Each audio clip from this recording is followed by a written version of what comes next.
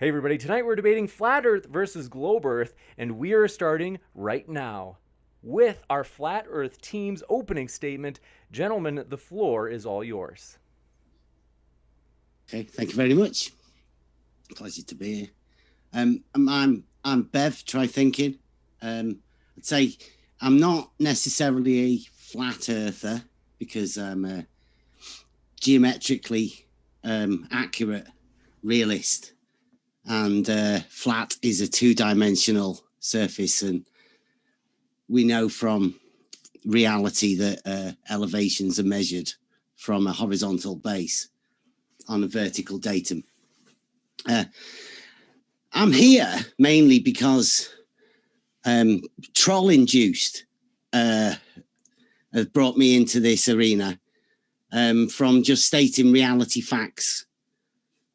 And so, I mean, that's why we're here.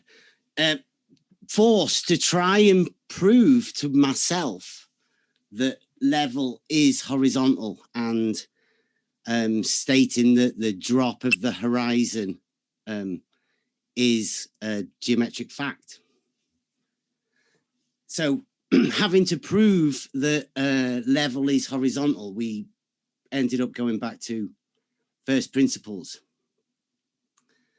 right back to the basics and the basic understanding of where we're at.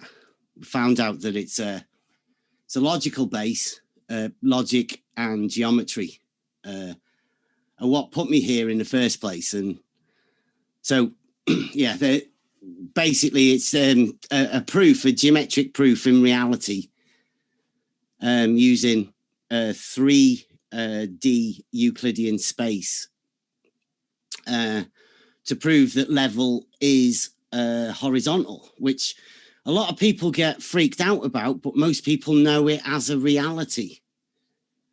So we've devised a test. I'm not going to go into the test today, but I mean, anybody's willing to come round and view it if they want to. But the principles, the basic principles are this. I'll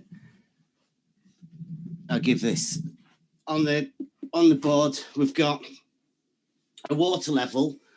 There is a water level here, but this is a depiction of it. So in reality, you've got your water and it levels out. This is called a horizontal. One of the globe models is the hump and the drop. You've got two different models. You have to decide if you have a globe model in your head. You've got the constant drop from the point you're at, which we call the nutsack drop, we call that. And then we've got this one, which is the hump, the raise in the center, from one side to the other. That's basically where we're going to be going, or where I'll be going. Just basic logic and the contradictions within this. I personally just deal with the reality model and what is. So I'll be staying firmly grounded in mathematics and geometry and logic. So thank you very much. I'll pass it over. Who's next? I can go. You hear me good? Really good. So yeah, basically, I'm right the hand, Chris. I've been in the debate for a while, and yeah, I'm not here to debate either, right? Like I did that. I know you guys might be new to the debate, and you might have been expecting, oh, gravity this, gravity that, oh, this and that. But what if you're true to finding out the truth and getting down to what is real, which one or neither? Because I don't consider myself a flat earther, right? Like flat and ball is like Democrat or Republican, right? I'm not the politics, right? I'm not it, and that's how I see it. It's a political realm of people that are like, I'm this, you're a that, I'm right because I'm a this, and you're wrong because you're a that. And I was okay with that when, because of course you argue from your side and you're like, oh, these are the facts that I have, and they'll be like, oh, these are the facts I have. So now it's just like, how do we both agree? Like, what is going to determine whether what shape anything is, right? Like if I have a grapefruit right? Now, how do we know this is not a square? Well, geometrically, right? Geometrically, there's aspects physically, there's physical aspects to round objects, right? Now, again, I'm with Bev on the horizontal. Like if you got the glass of water, right? Look at the line of the water would let you know that this object is not straight. So there you go. And that we start working from there. You start working from things that are demonstratable, and then those demonstratable things, like how this water is in that line, right? We can't quite describe it with words perfectly, but that's where geometry and geometric values come in, right? Like if you have a circle, 3.141, you have the diameter will go around a certain amount of times always. That's how it works in the real world. And we just switch that real world working into a language that we can talk back and forth with and prove stuff with, right? Like if I wanted to know if this was going to roll down a hill, like because round objects will roll down a hill, right? And you can prove how the behavioral aspects of the hill is off the horizontal, right? So water will tell you if you have a horizontal. So they're just logical proofs that are based on the reality. So if your logic is not based on reality, you don't have logic. So I'll concede the rest of my time. And yeah, thanks for having us, James.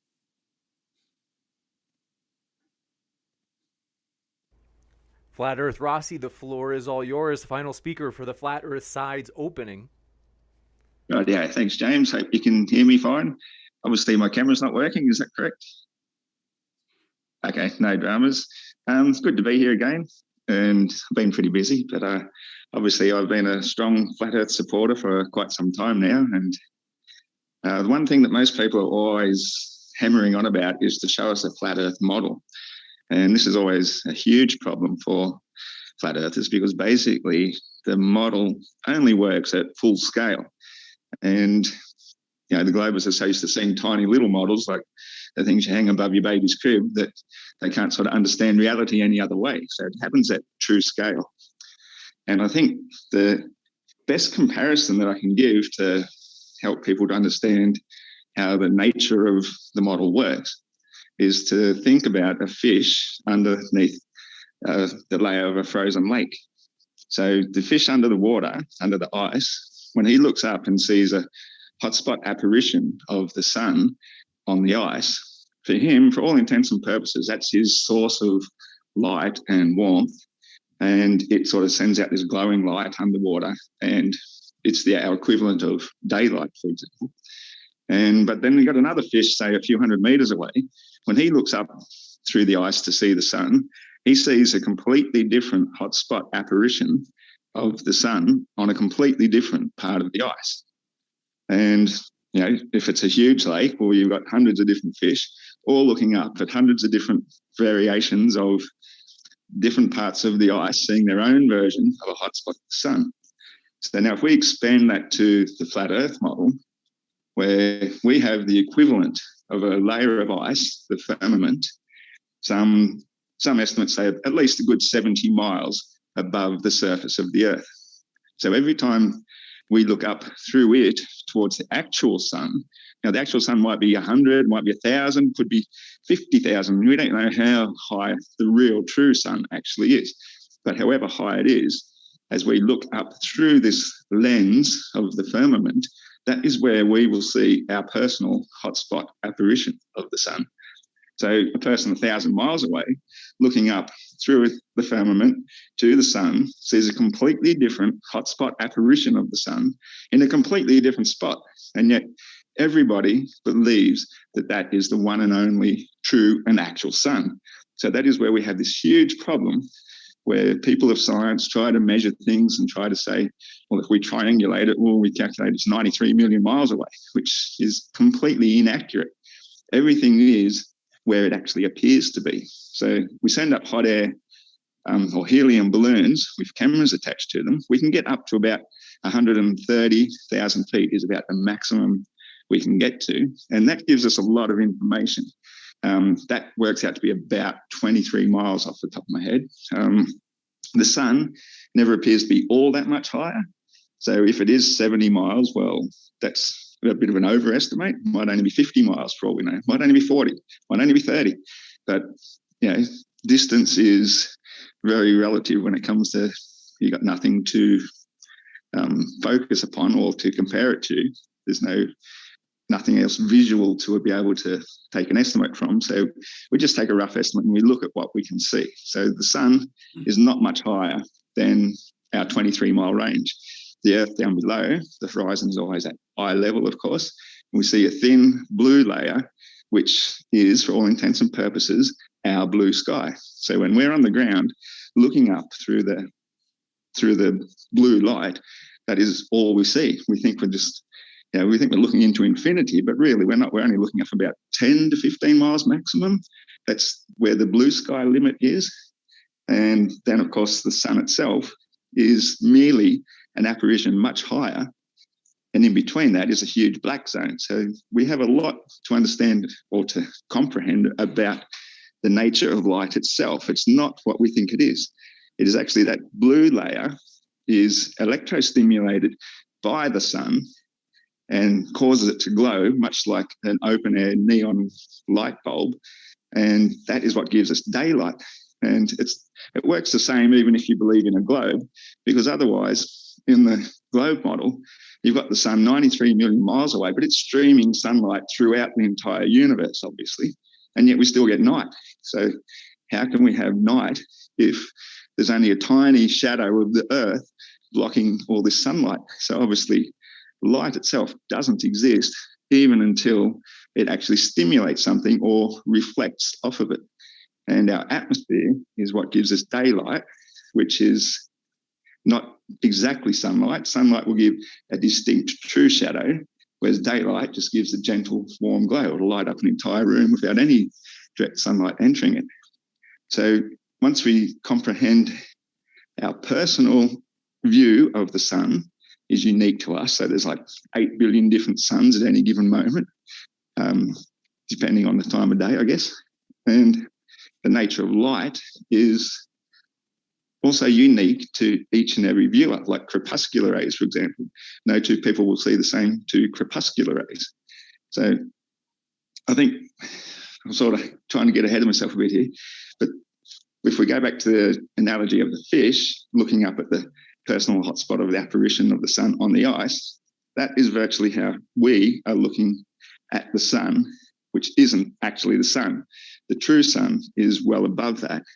And so in the flat Earth model, as the sun goes around us, a huge circumference of about 25,000 miles, which is the same as the equator, it actually gets higher to create the seasons. As it gets higher, it appears to go in a smaller circle simply because it's further away. And that will give summer in the northern hemisphere simply because the direct sunlight through the firmament is what creates the most direct light. And most direct light causes the most heat. And then as the sun gets nearer to us, it appears to make a bigger circle. Hence, it appears to go south or outwards. And that's why we get summer on the outside, on the south side. And the diluted light coming in at an angle then isn't as strong. So therefore, the inner side gets the winter. So that's our basic model with the seasons and sunlight explained. And I'll leave it at that. Thank you very much. So those were the openings from our Flat Earth team. And folks, we will kick it up to the top row, which is our Globe Earth team. And want to let you know, folks, we are thrilled you are here. Modern Day Debate is a neutral platform hosting debates on science, religion, and politics. And we're fully neutral. So we only host debates at this channel. And so hit that subscribe button and that notification bell as well for a lot more juicy debates coming up in the future. And so with that, Globe team, thanks so much for being here as well. The floor is all yours. Thanks, James. Right, tonight I'm not going to bore you all like I did last time with a 10-minute PowerPoint on navigation. My opening is going to be very simple. The evidence points that the Earth is a globe. Navigation, satellites, GPS, shipping, airlines, detections of earthquakes, locations, the moon phases, and so on. My main one is navigation, without going through the PowerPoint. That is the globe. On the globe, we've got longitude lines and latitude lines. When we take a navigation chart and compare the navigation chart with the globe, the lines on this all match up to this. Therefore, this is a two-dimensional representation of this, and it works. If you were to put all the navigational charts out flat, you would get that shape. And when you fold all these corners back in, it gives you a globe, proving that this is a globe. Or we live on a star-shaped flat Earth. And that's basically my opening. Just a short one this time. All right, well, I guess that means I am up. For those of you who don't know me, I'm Dapper Dino. I have a channel. Feel free to hop on by. And I, of course, am coming to you from the actual flat Earth, the one that is, in fact, centered on Antarctica. Because one of the curious things about the flat Earth model is that it fails increasingly as you go farther and farther away from the alleged center, being the North Pole. And so it's very curious to me that we have Southern Hemisphere flat Earthers who don't have this model, but who stick with the Northern Hemisphere centered model, which actually doesn't work at all. Because one of the earliest reasons that humans thought and eventually knew that the Earth was round is actually because of navigation, as Paul was saying, but not modern navigation necessarily, even very ancient navigation. Early sailors used things like theodolites to measure the angle between where they were, where various stars were on the horizon, and things like the northern pole star Polaris, or the equator, or not the equator, sorry, the ecliptic of the celestial sphere. But also when you get to the southern hemisphere, there's also the southern celestial pole, which rotates in the opposite direction, if you're looking at it, to the northern celestial pole. None of this actually geometrically works out in terms of angles if you're on a flat plane. You have to be on something that curves as you move over it to any significant difference. Now, the flat Earth model itself fails to account for anything with any actual predictability. The best that we get are these post hoc explanations that don't actually allow us to predict anything, especially not better than the globe Earth model. One of the most important things that science lets us do is find out what we should expect to happen in the future based on our scientific understanding. So for instance, in chemistry, if you have a good understanding of chemistry, you'll know not to mix chemicals A and B because there will be an explosion. Or you will know that if you undergo process C with these petroleum products, you'll get nylon, a very handy artificial fabric out the other end. Flat Earth has yet to be able to do this. No flat earther is out there telling me exactly when the next solar eclipse is going to be and where and why. Flat Earth can't even tell me where the planets are going to be if I look up in the sky. But the globe Earth model with the heliocentric solar system has been doing this with extreme precision for hundreds of years, and the globe Earth model with a modified geocentric was doing it with less precision, but still very high precision for thousands of years. The only way that the flat Earth can work to make predictions about what is going to happen in the heavens is if you assume that the whole firmament, if you will, itself actually rotates and part of it goes under the ground and comes back up, which is why all the ancient civilizations that believed in the flat Earth actually believed that the sun came up out of some part of the Earth, went up through the sky, and then back down underground. But of course, that problem, which would solve the problem of predictions in the sky, comes up with a problem that doesn't allow for time zones. But all you have to do is look at this panel where we have people in the UK, and Australia, and in North America to know that time zones invalidate that option. Literally, the only thing you have to do to invalidate the flat Earth is pay attention to how it looks when you're outside at night in two significantly different locations on Earth. That's it. The entire thing fails. And what flat earthers have, like I said, is a bunch of post hoc rationalizations coupled with a near total incomprehension of all of modern science and the actual model that they purport to be attacking. There is actually no understanding. This is one of the reasons why when you actually ask people who know about the scientific aspects that flat Earth tends to talk about, things like weather, astronomy, geography, even just basic math, the people who know about those things have trouble even comprehending what the flat earther is trying to get across. Because the flat Earth model, it's not even wrong. It's not coherent. It is self-contradictory. It can't predict weather patterns. It can't predict anything. So all I would like really for the flat Earth is just to do a couple things. actually explain and predict observations in the real world to at least the degree of accuracy that the standard model would allow. And then also, maybe as for bonus points, explain things like spherical excess, or the fact that lines of longitude continue to get closer together after crossing the equator. So if you're going from north to south, they start getting bigger and bigger, but then they get smaller and smaller again. And you don't have to be a NASA scientist or a fancy navigator to do this. All you need to do is to be able to use a astrolabe and sight the sun on various stars, be in the southern hemisphere, just be in Australia, say, we have someone here who could do it, drive 100 miles in one direction. You don't even have to trust your car's odometer. You can take your own little mile marker and see what happens to both the time of day as well as the stars. And you can check all of these things, latitude and longitude, on your own. You don't need to trust anyone. Yet flat earthers only ever seem to do it in the northern hemisphere, if they do it at all.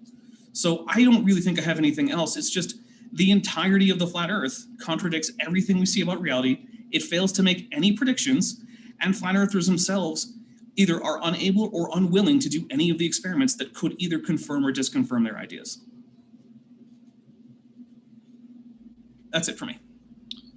All righty. Well, I am Leophilius, otherwise known as Leophilius. Most people just call me Leo. I do have a YouTube channel. I tend to focus more on astrophysics, cosmology, and quantum mechanics, but when I got the opportunity to engage in a panel discussion, 3 versus 3 on the flat earth, I had to do it. While this might sound rather boastful, I'm going to be quite honest. I don't feel that this is going to be a debate. I feel that myself and Paul and Dapper are going to spend the next roughly hour and a half to 2 hours educating 3 people who either A, are so illiterate and so incompetent that they can't actually understand all of the evidence for the earth being a sphere, or they know that it's a sphere, they know that they're wrong, but they'd rather be a Poe and troll on the internet for attention. The thing is I could go on about all the evidence and all the reasons we know that the earth is a sphere, but instead of doing that, I would just say to anyone who thinks that the earth isn't a sphere or a spheroid, you don't have to pay attention to all the evidence that's out there. You can just do the experiments yourself. You don't have to pay attention that roughly, 1,300 years ago, Eratosthenes discovered that the earth has some form of curvature on its surface, because when he observed an obelisk in 2 different cities on the surface of the earth, he noticed that at the same time of the day, the shadow that they cast was different, indicating that at 2 points on the surface of something with curvature would give that result. He actually paid somebody, I believe, to walk out what that distance would be and utilize that distance and the difference in the shadow to calculate within, I believe it was like 15 or 20% accuracy, what the curvature of the earth was. But you can ignore that. We could ignore all of the people, all of the sailors that have been sailing this planet for thousands of years, and all of the methods they had to use to accurately navigate across the planet that involved the planet being spheroidal rather than flat. We could ignore all of that. We could ignore all of the pilots that have navigated this planet that have to utilize the same exact data that you would expect to observe if you existed on a planet that was a sphere and not some flat plane. We can ignore all of that. We can ignore time zones, which indicate that we are on a planet that orbits a star and that only 1/2 of the planet roughly is receiving sunlight at any given time. We can ignore all of this data and just go out and do the experiments yourself. Try to sail from one point on the planet to another. Try to sail from Australia to Japan. And you will notice that the only way you could accurately do it is if you assumed that you were on a sphere. Try to fly from London to New York, and you will realize that when you want to plot out your path, you're going to have to assume that you are on a sphere. You can even ignore the fact that Einstein's general theory of relativity, one of the most accurate and most predictive models that humans have ever developed, tells us that the Earth is a sphere for the same reason every other planet humans have ever observed and every other star or black hole or neutron star or other subgalactic object that we have observed is a sphere or spheroidal because of the result of hydrostatic equilibrium between gravity pushing inward equally on every point on that object's surface and the resistive force of the matter that makes up that object pushing back outward, thus resulting in a sphere or a spheroidal object. We can ignore all of that. We can ignore all of the mathematical, the observational, and the experimental data, and you can just try to live in the real world utilizing a flat earth model, and you will find that every single time you will fail, and you will fail miserably. So I don't see this as being a debate. I see this as being, you can either admit that it's not that you don't have a model, it's that any model that you could bring that would substantiate your position is going to be wrong, or you can engage in what I would consider to be dishonest and or disingenuous interlocution trying to defend an obviously wrong worldview.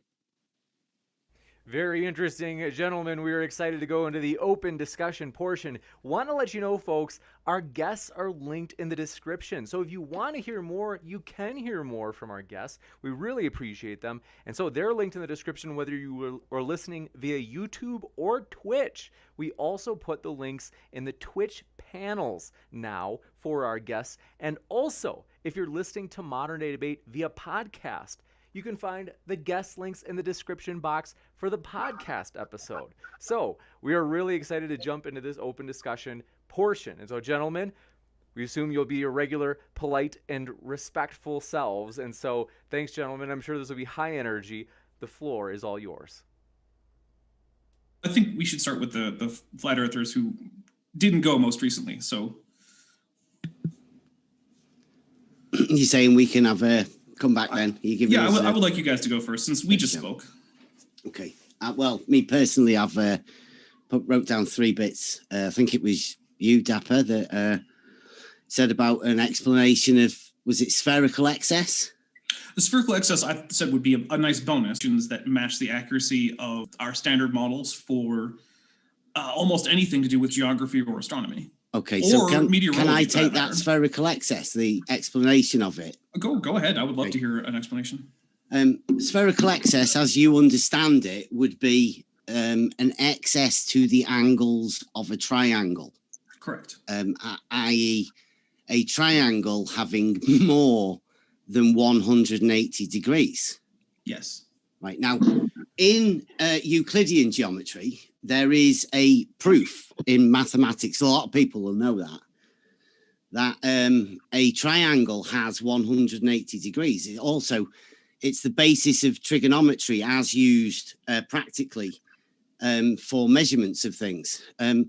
So when they are measuring just really quickly, triangles, everybody in the chat is saying that the stream is buffering, and it's buffering on my laptop. Oh yeah, I'm seeing it buffer too. Okay.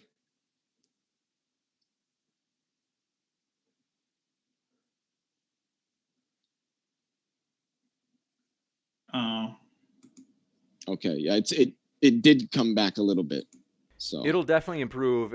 What I found out just recently, I just found out that I can't tweak Zoom too much, or it does this. So it will go back to normal in about 10 seconds, if not already. Sorry about that, guys. That's good. No, that's all good. It's all good. All right. So sorry, Bev. What were you saying? So the triangles, there is a mathematical proof within mathematics, geometry, stating that triangles only have 180 degrees.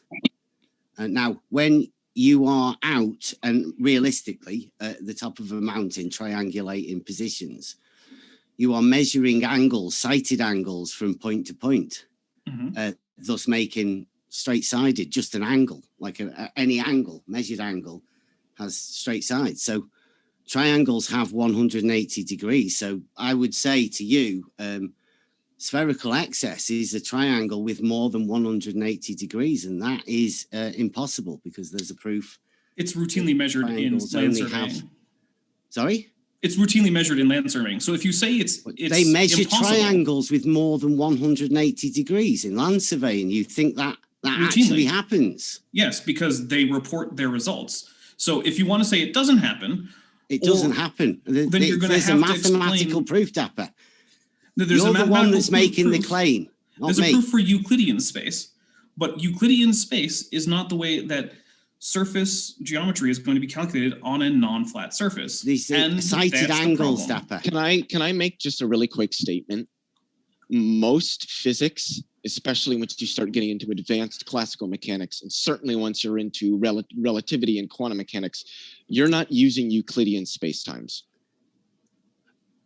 When you're surveying, in land surveying, yeah, you do. You use Euclidean geometry. Yes, in land surveying, absolutely. yes, Yes, you do. That's why I specified what I said. I just wanted to make that clear. When large That's what scale, we're doing. We're citing triangles, right? As in surveying. right. But when large scale land surveying is done and the results are put into tabulated tables, there is in fact actual spherical excess reported in all large scale land surveying. It's Now, impossible, dude. that's great that it's impossible, but that's what's reported. So what you need to do now is explain why it's reported, not repeat that it's impossible, because it's happening.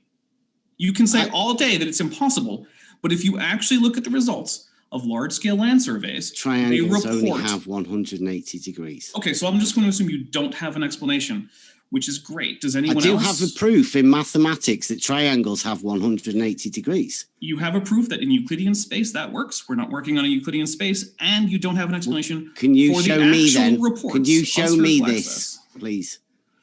Yeah, I'll tell you what. I will pull up some reports with spherical excess. No, and can then you show me, please? I did also want to say really quickly that you're saying that it sounds like you're saying that spherical excess is something that's mathematically impossible under traditional assumptions in a flat Euclidean space. Yes, but and I'm reading this from Wolfram Math World. There's a theorem here that's an equation that defines spherical excess. Yeah. We're talking about sighted triangles in surveying. You go up to the top of a mountain and you sight 2 points with a theodolite and you measure the angle. You then go to the other point and do the same, and you do that 3 times. That's triangulation. You're measuring 3 angles for a triangle. Those are sighted lines. They're straight lines. That's a triangle with 180 degrees. Of course. Yeah, say real quick. So that's how I'd explain that. Yeah, well, It's just to say that you can't measure straight. Sorry, let me just this real quick. So if you're using triangulation, right, the only reason it will work is if the lines are straight. Now, if you try to triangulate 3 points, right,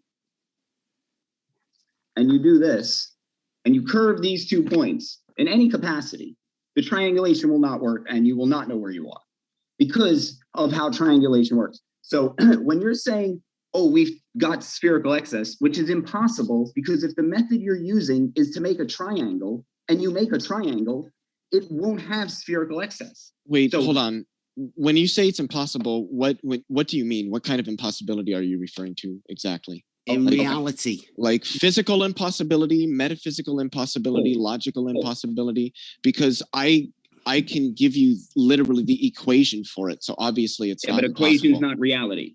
Hold on, really quickly. Can you tell me what an equation is? It's not. Can you hold an equation in your hand? That doesn't answer my question. Well, hold on. Can you tell me what an equation is? Hold on. Reality. Now, when you say triangulation, triangulation is not something you can hold. What you can hold is physical objects that are straight. And then when you measure those physical objects, they will adhere to certain laws, right? Like an equilateral triangle, they'll all be the same size. If you make one side bigger, they don't work like that. Okay, so when you start making shapes that aren't shapes, the laws in which reality works don't apply. You know what? You know what? 100%. You're correct. I'm not even going to try to disagree or get into things like Riemannian geometry. But yeah, 100%. You're correct. I was wrong. Thank you for correcting me. I don't want to get caught up in that discussion. I don't think it's relevant to the point. I mean, geometry is how we tell shapes. If you don't have the geometry to tell a shape, right? So if you don't know what a straight line is, and you can't establish a straight line, then you can't say that another line is curved and the line the thing you're on is curved. So the first thing that comes is the establishment of the proofs in which we will use to determine shape. We're not 100%.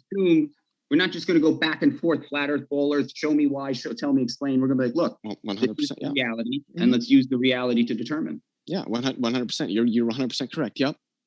Anybody else? Yeah, a triangle on a globe, the sum of the angles of a triangle on a sphere is 108 degrees plus f, where f is the fraction of the sphere's surface that is enclosed by the triangle. For a positive value of f, this exceeds 180 degrees. So it does take into account that the Earth is curved. Not sighted. Okay, so here are some cited examples. Are we ready? So in 2011, the USGS conducted some surveys of US area and observed in numerous cases. This is the United States Geological Survey, correct? Right. The US, okay, just wanted to United make sure. States Geological Survey, who periodically go around the United States measuring distances between various points to keep maps and geological survey, well, actually, what's in the rocks accurate for the entire United States, because it's important for lots of things in science as well as industry. So they measured actual spherical excess in this measurement in 2011, ranging from about 0.5 degree to just over 2 degrees. Why did they do that? Are they lying? What is the reason that when the USGS surveyors went around in 2011 in this report and actually went around getting spherical excess numbers that are always positive, at 0.76 degrees, 0.78, why is that? Are you suggesting that a triangle drawn on the surface of the ground will have more than 180 degrees? That USGS surveyors, who are identified as Elk, Taylor, Browning, and Dick, I'm just going off mathematics. measured that. So why is it that using high precision theodolites, which is what the USGS does for their land surveying, that are accurate to within very small fractions of an angle, why is it, if it's impossible, that it happened? You have to have an explanation. I haven't got a clue. Like, it's geometrically impossible. I haven't got a clue how it happened. Well, it's not geometrically impossible if the Earth is actually a globe, because that's actually a requirement of a globe. Triangles only have 180 degrees. That's a pretty simple. Off the top of my head, no. Well, you do that. You do that. I can't see the second thing you're holding up, Bev. Well, you measured the straight sides on the inside. But those don't form a triangle. That's not a triangle. No, those straight sides that you're talking about aren't forming a triangle. They're forming two. That's how you measure the angle, though. Okay, but that's not how you do it when you're land surveying, because you can't look through the Earth. Yeah, exactly. That's why I said straight line of sight, straight line, triangle, not curved. So then why is it that the USGS is reporting spherical excess? I don't know. If the USGS if they reported that Santa Claus was real, we could care less. Okay, so if your entire wait, come on, don't interrupt. If your entire argument is that somebody told me spherical excess, I believe the Earth is a ball, and we're sitting here with logic and demonstrations of how triangles have 180 degrees and are two-dimensional shapes, right? And when you bend them down, you move into the third dimension and are no longer using the rules in which they apply to. So all of your information will be wrong because they're based on not reality. You guys don't understand higher order geometry, do you? You'll also remember that when I finished my opening, I said that would be bonus points. In fact, none of my opening was really based on that. It was just something extra that I would really like, would be an explanation for spherical excess. Well, it's just the first point I always wanted to bring up. But again, I have yet to hear an actual explanation as to why spherical excess is always reported, other than conspiracy, which is not an explanation that can simply stand on its own. You have to demonstrate that there's I've never reported triangles having more than 180 degrees. I've never seen your paper reporting your work in surveying, but I would be very curious to see when you do, in fact, get a team of flat Earth surveyors out and go do some proper controls to actually go see what you guys measure. What do you mean flat Earth surveys? I've said at the beginning, just reality, right? I just come from reality. I will use surveying techniques and methods because it is reality. Okay, well, when you guys get together, do your surveying and write up a paper, that'll be really interesting. And I will make sure to read it. And I'm sure that there will be plenty of people who go out and reproduce the experiments and see if they get the same numbers. That'll be fascinating. Dude. Until then, it'll be science is what it'll be. Yeah, until you actually do that experiment. Geometry. All the measurements we have of any significant distance on the Earth include measurements of spherical excess. Now, you guys don't have an explanation. That's fine. Come back and get one. Are these distances, are you taking a straight line in between these two distances? They're cited, so unless there's significant atmospheric problems, which they will account for and usually not measure on those days, yes, they are within that margin of error. a straight So- line have a from little one bit of theodolite buffering. to another. Hold on, bro. Hold on. We're gonna have a distance. little bit of If I have a buffering. distance, like if we're talking the distance between 2 points, are you going to use anything but a straight line and the shortest distance between them to get a distance? Wait, hold on really quickly. Can I They're ask not a question? Well, this is a pretty Can I big ask a- point here, man. This is Can a I big ask point. a question? Yeah, and that's why I want to ask a question. What kind of manifold are these 2 points defined on?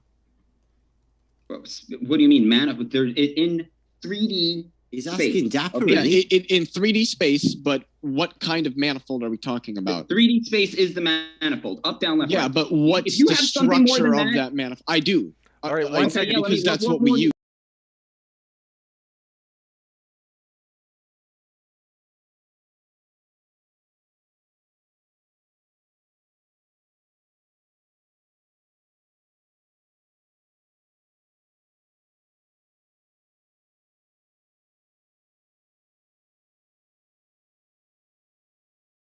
I just wanted to make sure that Flat Earth Rossi got a chance to speak now that we finally got him back. So go ahead, Flat Earth Rossi, the floor is all yours. Thanks, James. I was just trying to add my 2 cents in to the actual discussion quite a bit there, because they're talking about navigation, which, as we all know, was traditionally done with compasses and the observation of Polaris, which Polaris happens to align with the North Pole star. And everything in navigation was related to Polaris because it's the only fixed star. As we notice, all the other stars revolve around it. And so these navigators, that's what the latitude line is on a map, is a circle. It's drawn with a compass and it's measured with a magnetic compass. That's how you draw a circle. So anybody trying to draw a circle based on navigation, they're using a compass. That's what the east-west line is. It's a circle. But if you're trying to do a triangle, then how are you going to measure a straight line in any distance apart from exactly north-south? North-south is the only straight lines you'll get using a compass, using any form of navigation that they've known traditionally. So anytime they try and make a triangle, the only way they're going to know a straight line is by going in a big curve. So when you make a triangle from 3 distinct points using one straight line and 2 curved ones, well, the angles won't add up to 180 degrees. That's all I'm trying to say right from the beginning. Thanks for your time. Yeah, but we're agreeing that what add up to 180 degrees because of the curvature. And other Didn't than you say the it's equator, Yes, though? other than the equator, no line of latitude is something you can follow without turning.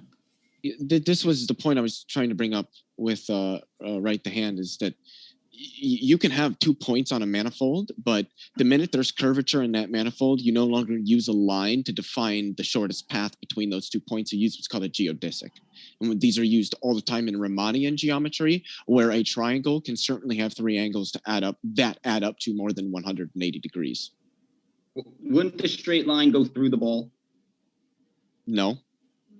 Okay, Yes, so it if you would. had a ball. Okay, hold on. I got a ball here. Now, I could build a bridge over it, right? Now that bridge would be curved, right? Yeah, And I that can would. drill a tunnel through it. That'd be a straight line, right? Yes, it would. Okay, so when you say a straight line on a sphere is following the surface of the sphere, you're wrong. The straight line would be like the radius or the diameter, right? That's not what I said. Okay, so you can't have a straight line on the surface of a sphere. That was my point. Okay, so Wait, hold on. Cool. What? You can't have a straight line If you on had the a straight surface. line, wouldn't it go off the sphere? If the line were tangent, yes. Yes, it would. No, if it was curved and not straight. If the line was curved, Well, wouldn't it have to curve to follow the ball? to follow the surface geometry, yes. Okay, so then it's not straight. Depends on the geometry. So what I'm getting here is that I think we have a group that doesn't actually understand topology in the mathematical sense, but maybe I'm wrong. So Well, I'd like to find out. So, Can I get the basic facts then? Just a quick one. Well, I want to find out if we know enough about topology for. We want for to this do the conversation. basics. I want to make sure we have a this is very direct basic. understanding of the very basics of an I've been angle. talking about the basics, and I don't think anybody's been following me. An So angle. Can we get an angle is between 2 straight lines? What the angle is between 2 Yes, straight. an angle is the measurement in between 2 straight lines. Well, wait, what? Can you say that one more time, please? I'm sorry. angle is the inclination between two straight lines. Imagine a circle. No, I mean, I know what an angle is. Divide it into Your 360, definition just and confused me. each one of the angles would be a division between two radius lines. Wait, are you talking That's what about an angle is, right? Wait, you're talking about radians. I'm talking about an angle. Yeah, like radians. Like two straight like, lines. Never mind. I guess I'm out of my depth. I don't know what. No, we're talking about the angle, dude, not the circumference, right? Yeah. Maybe we can address another part that Dapper Dino brought up about navigation, because he's saying that they've been navigating for thousands of years using what they call planetary geometry, whereas that doesn't work that way at all. As I said, if you're drawing latitude lines in ever increasing circles around a center point, the North Pole, then that's why they keep on expanding. But this is why when they say they get to the equator, things go pear-shaped, because they no longer match their expectations. And the reason for that is because they've lost their focal point, which is Polaris. The Polaris was always their focal point. When you say pear-shaped, what do you mean? Yeah. Well, because as soon as you get so far away from Polaris, like anything else, it disappears due to distance and perspective. The further you get away from something, the lower it gets. It doesn't mean you're going over a curve. It just means that visually it appears to get lower and lower, which is how the sun sets. It's getting further away. So you're getting further away from Polaris till you reach the equator, which is the point they've drawn on their charts, a big circle around the North Pole, which is where Polaris disappears from view. So that's why measurements get pear-shaped, because they've lost their point of reference. They have to start using something else. And as a result of Polaris disappearing, that is when they believe they disappeared over a curve. This is ancient superstitious people thinking that convergence of perspective means curvature because it's gone below the horizon. It hasn't gone below, it's just disappeared into it. So Ross, why don't you use navigation tools from antiquity, which are available? You can simply get them. Learn how to use them. And I can't see Polaris, and I'm not into ocean but you navigation. can see the southern celestial pole, but that is a good question. See Polaris? There is no southern celestial pole. Why can you not see Polaris? Yeah, what? Those are both good As questions. I explained to you, once you get a certain distance away from anything, even if it's a pole star, it's going to disappear from view. That's not necessarily true. That is not necessarily true. The stars do the same thing. Everything obeys laws of perspective. Of course they do. What are the laws? They do obey the law of perspective. Hold on. What are the laws of perspective? The laws of perspective means if you get further away from something, it appears to get lower if it's really high up above you. Otherwise, no, that's a description. What's the law? The law? Well, it's all a visual law, isn't it? No. Like, for instance, if I gave a law of motion, I might say force equals mass times acceleration, and then I could measure each of those with units. What is the actual law of perspective? Not a physical measurement of a force. We're talking just about a visual. Well, then it's not a law. Yeah, of our being able to see. We're talking about science here. In science, laws are equations. If you don't have an equation, you don't have a law. No, equations are just wizardry. We don't need wizardry. Wait, hold on. What do you mean equations are wizardry? Wait, no, hold on. Okay, really quickly. Can I ask you a question? Just a very, very simple question. Hold on. Is 2 + 2 = 4 a true statement or not? 2 + 2 what? Does 2 + 2 2 = 4? 2 oranges, does that equal 4 apples? Does 2 + 2 = 4? You're talking abstract. Why are you not answering the question? Because 2 + 2 what? Why does that matter? You're confusing him with your sorcerer's ways. No, you're talking abstract stuff of Wait, non-reality. You think math is not abstract? I'm saying it is abstract. Yeah, it's very abstract, of course. That doesn't mean it doesn't work. You've got 4 apples. If you've got 2 lemons plus 2 oranges, you don't have 4 apples. Yeah, but you still have 4, right? You still have 4 objects. Yeah, you still have 4 objects. So 2 things plus 2 things will give you 4 things, right? Correct. Okay, so 2 + 2 = 4. You could just say you don't have 4 things. You have 1 individual unit, 1 individual unit, 1 individual unit, and 1 individual unit. Now, I'm glad that we've changed 2 + 2 to 1 + 1 + 1 + 1, but it still ends up equaling 4. No. Hold on. When you're saying math, right? Now, when you say 1 is a description of like A would be in algebra, A would be a unique thing. Okay, one would, if you're describing a unique Coefficient. thing, right, and describing another unique thing, and add them together and don't get a new thing, you can't label it a new thing. So when you say 1 + 1 = 2, one pile of sand and one pile of sand equals one pile of sand. So you're just talking in abstract number theory. You're not proving anything of the world. But if this makes you feel better, then go for it. We're trying to establish the shape of the earth. Can I try to conceptually describe how many grapefruits I have on my table? Can I ask you a quick question? Do you know what mathematical logic is? Do you know what is the definition of mathematics? What is that? That's not what I asked you. Do you know what how am I mathematical? supposed to know what the logic of what? You said mathematical logic. That means the logic yes. of what? I asked you what mathematical logic is, and you're asking, the logic of what? I don't. Well, you're saying logic. Logic doesn't need something behind it, unless it's illogical. So you have logic and you have illogical. So when you so wait, logic doesn't require axioms. Logic doesn't need. What are you going to say? You have Shakespearean logic. Right. No, there's logic. Right the hand. And then there's illogic. Right the hand. I want to give I have a question. a chance to respond, and then what I want to do as well is Paul has been patiently waiting, and so given especially Paul's interesting background as a pilot, after Leo has a response here, I'm hoping to hear from Paul. If you have anything, Paul, on your mind, go ahead, Leo. So, right the hand. Just a really quick question. Do you know what the difference between classical and non-classical logic is? You're just making stuff up right now. Okay, no, I'm literally not. Okay, you can actually take graduate level courses in like classical and non-classical logic at universities. That's great. You think there's two logics. There's logic, which is based on reality, and then there's illogic, which means it's not reality. I don't know what to say at this point. The statement is either logical or it's illogical. There's not degrees of logic depending on your bias or graduate degree. Sorry, man. Well, no, but there are different types of logic, yes. Paul, what have you got? If you have anything, Paul, I don't want to force it. Yeah, I'm just going to address what Ross was saying about the North Star. Yes, once you get below the equator, you can't see the North Star, but sailors back in about the 1700s, they used to use the Southern Star, which is Polaris Australis or something along them lines. So they used to navigate by that. You live in Australia. You are in the perfect position to test whether the navigational charts follow the globe. Because if you get a navigational charts, your longitudinal lines will get narrower as they go south. Our longitudinal lines get narrower as they go north.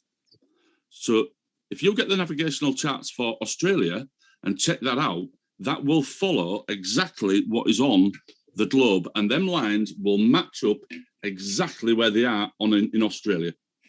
Well, that sounds reasonable by way of ancient superstitious navigation of things, but no, that's the navigation that is used today. In reality, there is no southern pole star that you called it. It's actually called Sigma Octantis, and it's not visible to the naked eye, and it's allegedly supposed to line up in some fashion with the Southern Cross. Now, I see the Southern Cross every night of the year, all year round, in roughly the same position. Its angle does change. But what doesn't change is that by the morning, when I see it in the southeast, when it first comes into view at dusk, is that by morning, when it starts getting bright enough, the stars disappear, it's over to the far west.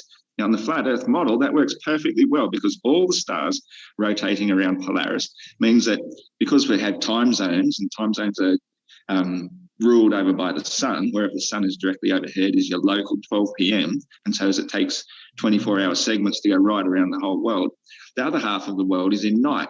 And so as the stars are basically working in unison with the sun, that means that the other southern continents will see the same stars that we see during their local nighttime. So for me to see it going to the west is exactly what you'd expect to see of all the stars rotating around Polaris above the stationary planet Earth.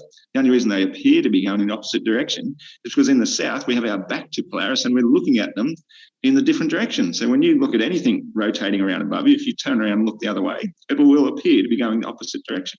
But they're all still going the same way. It won't have an additional rotational pole unless you're looking at a 3D object with more sides than would be available to a hemisphere, which is all a dome over a flat Earth can be. You need to have an entire sphere of the Earth in order to have two rotational poles.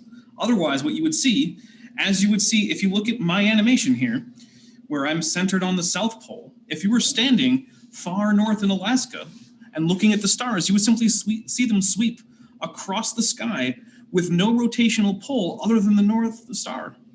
Or actually, in this case, it would actually be Sigma Octantis, because I have this centered in a way that actually makes sense for the Southern Hemisphere on Antarctica. But you've got the sun going the wrong way. No, I don't. It is actually still going east to west. But if you actually look at the rotation of the actual sky and the objects in it from the Southern Hemisphere, they rotate to your vision the opposite direction, which is what I've got going. But that's not the way I see them. I see them going from east to west as well. I might have it X mirrored because of my software. Let me fix that. Sorry, that might be the case. I might have it X mirrored. I don't know. But yeah. No, it's coming. Yeah, that's what I said. You just got them going from right to left, whereas I see them going as I'm looking south. From left but you're to looking up. You're looking up in real life. You're currently looking down at my map. So yeah, it is going to be reversed. Yep. So the thing is, it's not hard to figure out a geometry that works with the sky. It's really not very hard. The sky is is what's called a celestial sphere. It's called that because celestial means heavenly, and the things in the sky are, according to lots of conceptions from the ancient world, the heavens. That's what you call them. And it's a sphere because you can map every fixed star to a particular location on the sphere, and they all rotate together through the year. Make what it is. You can call it a sphere, the thing is, it can still be a flat it's not plane. just the thing. It's not named arbitrarily. It's named because every single object on that sphere has a particular location on the sphere that it always appears on in the same relation angularly to all the other stars on the sphere. These are not the planets or the sun or the moon. Well, that makes a mockery of the globe model, though, doesn't it? Because you're saying that it depends on the globe model. The Earth is racing around the sun. It goes about 1.6 million miles every day as the sun is moving itself 500,000 miles an hour. So all the angles of all these stars means that you are saying that every single visible star is moving exactly the right amount, right speed, right angle, right velocity. That's all not around what's happening. Ross, so let's say the Earth moves 1.6 million miles in a day, right? How far is it to Proxima Centauri, which according to the standard model is the closest star? It's about 70 miles, the same place every star appears, because that's where every. No, I said according to the standard model. It's great that you have a different answer. But according to the standard model, how far away is it? I really wouldn't know because I've grown up from childish fantasies. You tell me how many 25 trillion miles. Hold on. Right. We do want to hear a response. So just to be sure that we're not cutting each other off. Well, the response was, I don't know. Well, it's 25 trillion miles. We do trillion miles. Listen. I don't like that. So just if I say we need to hear a response from somebody, we need to hear them finish, and they'll do the same for you, and I'll make sure that that's the case. So Ross, what is that 25 trillion miles. Who measured that with what tape measure? What laser measurement device? How did they actually measure this? This is what I'd like to know. You tell me who came up with this measurement and how they did it. Okay, well, Ross, that's a separate question. Right now, we're trying to get at why it is that the relative lack of apparent change in the location of the stars throughout the year relative to each other is in fact not a problem for the standard model. Now we can figure out how. You had to back engineer this standard model of billions and trillions of miles to explain the lack of visual parallax, which doesn't need to be made up if you understand that all the stars move as one body around Polaris. Maybe, but we're still at the point where we're explaining the actual model as it exists. Because here's the thing. This is to all the flat earthers out there, not just on this panel. If you want to attack a scientific model, you have to first understand it. And it is evident that Ross here does not. I understand your model perfectly, mate. That's why. Ross, do you think that there should be a difference in visual angle between us and Proxima Centauri after one day traveling 1.6 million miles when the actual distance to it, according to the model, is over 1 trillion miles? Well over. According to the model. So that means you have to make up this fantastic belief in order to explain away. Even if that's what even if that's what happened, Ross. Even if that's what happened. Even if what happened was we just made it up. Look, Ross, you really believe. All right. Even if it were made up. Sorry. All right. Let's hear from Dapper, and then I promise we'll come right back to you, Ross. Go ahead, Dapper, and we'll let you finish, and then we'll come over so to the Ron. point here is, even if it were made up, even if someone just pulled these numbers out of nothing because they helped the model work, it still means that your supposed objection to it fails because the model predicts what we actually see. Now, if you want to have a separate discussion as to how this distance to celestial objects are measured, that's great. But what it still means is your objection that the night sky doesn't sufficiently change based on the heliocentric model is incorrect. The heliocentric model accurately predicts the location from day to day of every star and planet in the sky. That's all I have. Well, there you go, though. You're saying that it accurately predicts it, but you've based it upon a false notion, which you refuse to acknowledge is the most important reason why you have this belief in the first place, because you can't tell me who did it and how they did it. Did what? You just believe they did it, and you have to have a belief, blind faith in this model for it to actually work for you. Whereas we can see with our own eyes. We can't see trillions and trillions of miles away. We can only see a short distance. We can see maybe 100 miles if we're lucky with the naked eye. I routinely see many trillions of miles. No, you don't. You believe you do because that's what you've been told to believe, but you cannot see that far. Yes, we can. If that light was traversing that much distance, then the entire night sky would be absolutely super illuminated by all the light of all the different stars. No, it wouldn't. Why? At all different moments. Why would you just see tiny dots then? The whole night sky wouldn't be illuminated. They vanish into nothingness. It would be pure blackness, or you'd be pure white, bright, lit everywhere. Ross, are you unaware of the inverse square law as well as the fact that there's a cosmic horizon? The inverse square law would render them into invisibility. I'm sorry, say that again. I didn't hear it. I'm sorry. The inverse square law would render them into invisibility immediately. It's too far. Which is why things that are too far away are in fact dim, but things that are extremely bright and not too far away are visible. And not too far away, given how bright some of these objects are, turns out to be many trillions of miles. Well, you brought up the inverse square law. You tell me how it works. Does this mean that if I've got a bright torch 1 foot away from me and I move it 2 feet away from me, it's only half as bright? Where does this inverse square law? No, it'll be about a quarter as bright. At what distance? It's a quarter as bright 2 feet away. Yeah, because if you're doubling the distance, then you have doubled squared for the brightness. For the decrease in brightness. So by the time I've moved it 20 feet away, it should be completely black, and yet you can see a torch. So if you move it 20 feet, you've moved it 20 times, right? So what is 20 squared? 400. What's the point? So if it's 400 times as dim, is that 0? Pretty much, yeah. No, it's not. It's measurable. Torch. Yeah, it's definitely measurable. It appeared to be the tiniest little dim spark, as opposed to the bright. Do you understand how bright objects in space-time are?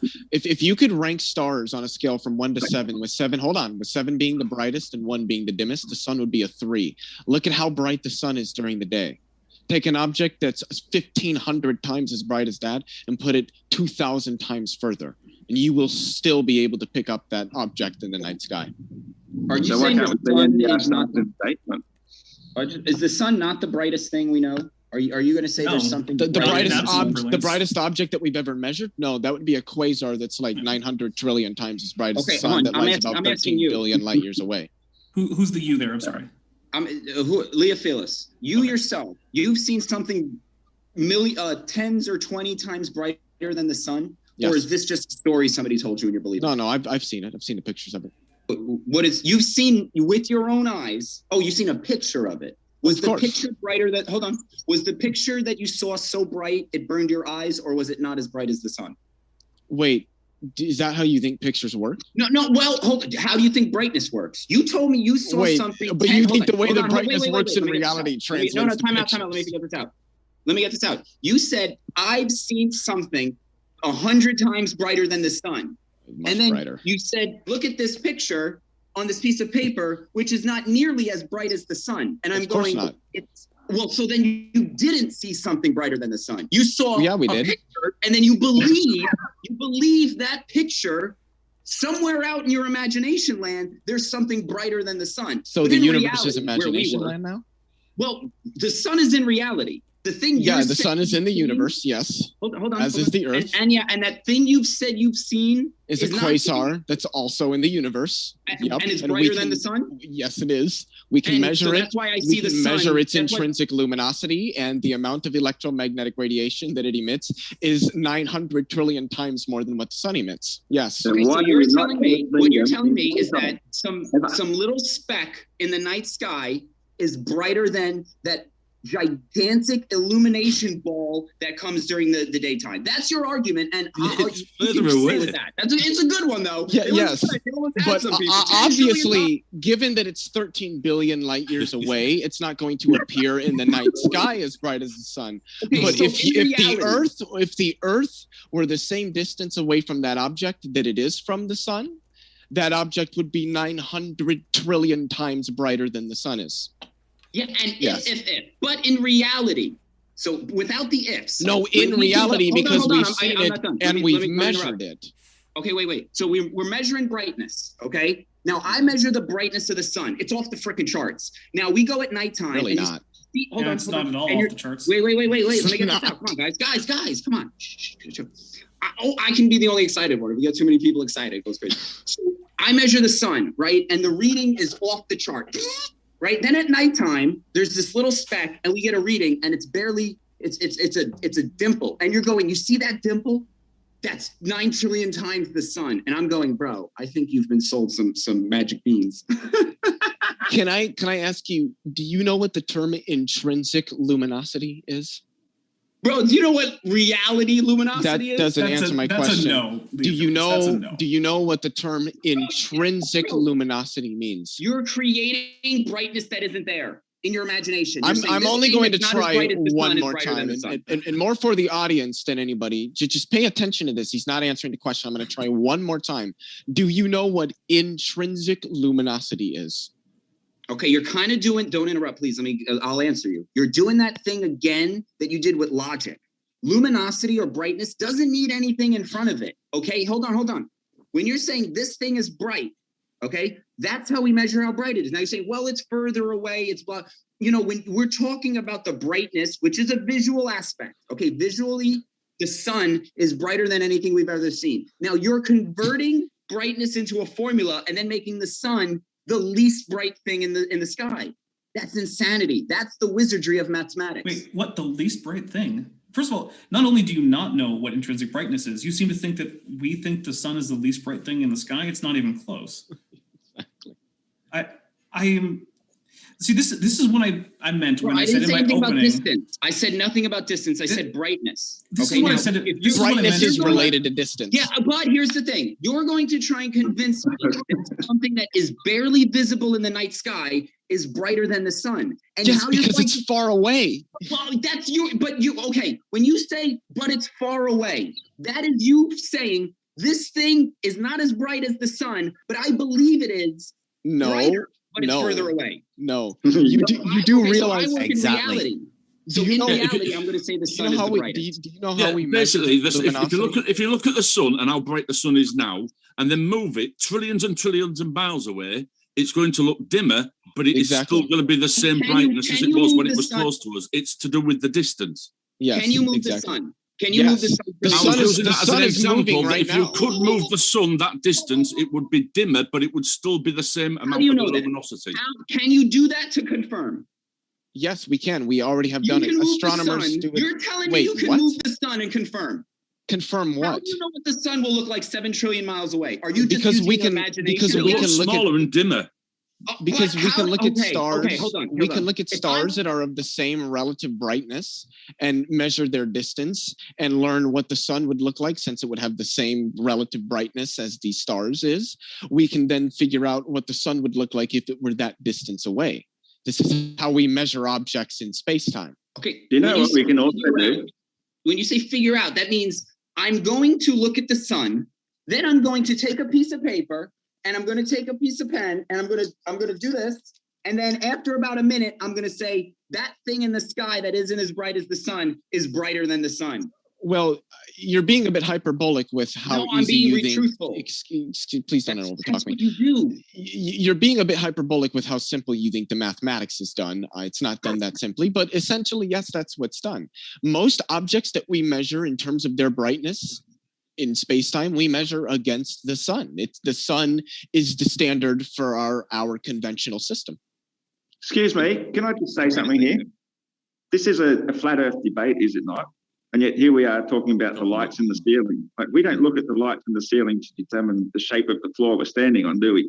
So we can look at the stars and the sun and all the discuss its brightness as much as we like, but this is really getting off topic about Actually, talking about I can look at the lights in the ceiling, even in a room. Even in a room, I can use the lights in the ceiling without ever looking down to determine the shape of the room, as long as I'm able to measure the angles to them and notice how they change as I move across the room. It's actually not very hard to. Yeah, it's not very hard to use. You don't need calculus for that. All you need to do is most observation points are stationary. You're moving around to different locations. If you have a ceiling and you move to different locations and you measure the angles, you can get an actual in 3D map of the ceiling, and then based on that, you can backtrack to where you are in the room and measure the shape of the room without ever having reference. And determine that the floor curves. Is that what you're saying? That by measuring different angles, talk about that base, please. Yeah, if the floor does curve, you can determine that. Yes. On a desk and shine a lamp above them and get heaps of different angles of shadows, and I can use a mathematical formula to prove how spherical my desk is. It doesn't prove that you can't. You can't do it with a flat desk. No. Now, if you had a curved desk and you actually moved a camera facing lens across the curved desk. If I have a flat desk and I have a fixed lamp above it and I line up a pile of, just say, batteries, stand them up end to end, on their end from one side of the table to the other, and I measure all the different angles of the shadows, I can use a mathematical formula to prove that that desk is spherical. I encourage you to do so. I await your monograph with bated breath. So it doesn't prove anything. It just proves that you've got a local light source and different angles of shadows on different things. So here's the thing, Ross. You say that you could do this. I say you can't. But the simplest thing to do would simply be to do it. Get a desk, get a lamp, get a camera, get something you can use to help measure angles, and do the experiment, and then publish your results, and then let other people check with a simple protractor. You can use a simple protractor to measure the angles. Okay, why haven't you? A formula. Why would I? Because it's ridiculous. You know, I understand. But you're saying it proves your point. So why would you not have done that experiment that you're claiming proves the point that you're trying to make? Because it's already been done. Aristophanes did it, and he proved that we have a near local sun. He didn't prove that the sun was 93 million miles away. Aristophanes proved that the surface of the Earth is curved, that it's convex. No, he proved that different places, different locations will have different angles of the sun on the same day because the surface of the Earth is curved. Yes, you are correct. Different angles because the angle of incidence changes. Yes. Yep. So you're saying the desk is curved to give different angles from each different battery from a fixed light source at the same time? No, it's different on a curved surface. You are saying that. No, Leo, can I just ask Leo, how did Aristophanes come up with spherical geometry when it didn't exist? I don't think spherical geometry was invented by Aristophanes. He used simple trigonometry. That's with triangles with 180 degrees, like I keep saying, Euclidean geometry. You can't curve those lines in triangles. You don't need to determine that the Earth is curved. Okay, well, can simple trigonometry has straight edges. Can we go back to that base? Okay, hold on. The next point I wanted to go to. So, no, really quick here, Bev, because this will help make my point. You see the curve in the second image you have there in green where it says hump. You see that curved line that you have? Can you draw a secant line through that for me, please? It's there. The bit where it says hump. No, the line. Like, see that little bit there? It's where it says hump. That's the bit above the horizontal that is set by the water level. I'm trying to make a point. Hydrostatic equilibrium. I'm trying to make a point here. The curved line under which the word hump is written. Yeah, see that little line? It's already there. Okay. That's I'm not asking about it. I'm asking a question. Distance. Can you draw a secant line through that? Through that curved line. Drawing there is hydrostatic. Can you draw a secant line for me? Line there. Already. Do you understand what I'm asking you? What, do you want to do it? I can, but it's going to take a second. Do us a quick drawing then. It's going to take a second, so somebody else can go while I get it set up. Okay. Well, that's what I wanted to go to, was the because you said something earlier about hydrostatic equilibrium. Yes, I did. Proving a curve or something. But that's the water level is establishing a horizontal plane of reference, right? That's a level horizontal is a straight line, right? No, it's it's no. level with the surface of the earth. Yes. Yeah. Whatever the shape of the What earth does is, level that mean? is the shape of level. So Yes. saying that water is level provides you with no help. You still have to go out and No. actually measure Gaffer, things. what I said was a water level Okay. is a tool for establishing a horizontal plane of reference, as is all tools that are called level. They Okay. establish a horizontal plane that is parallel to that of the plane of the horizon.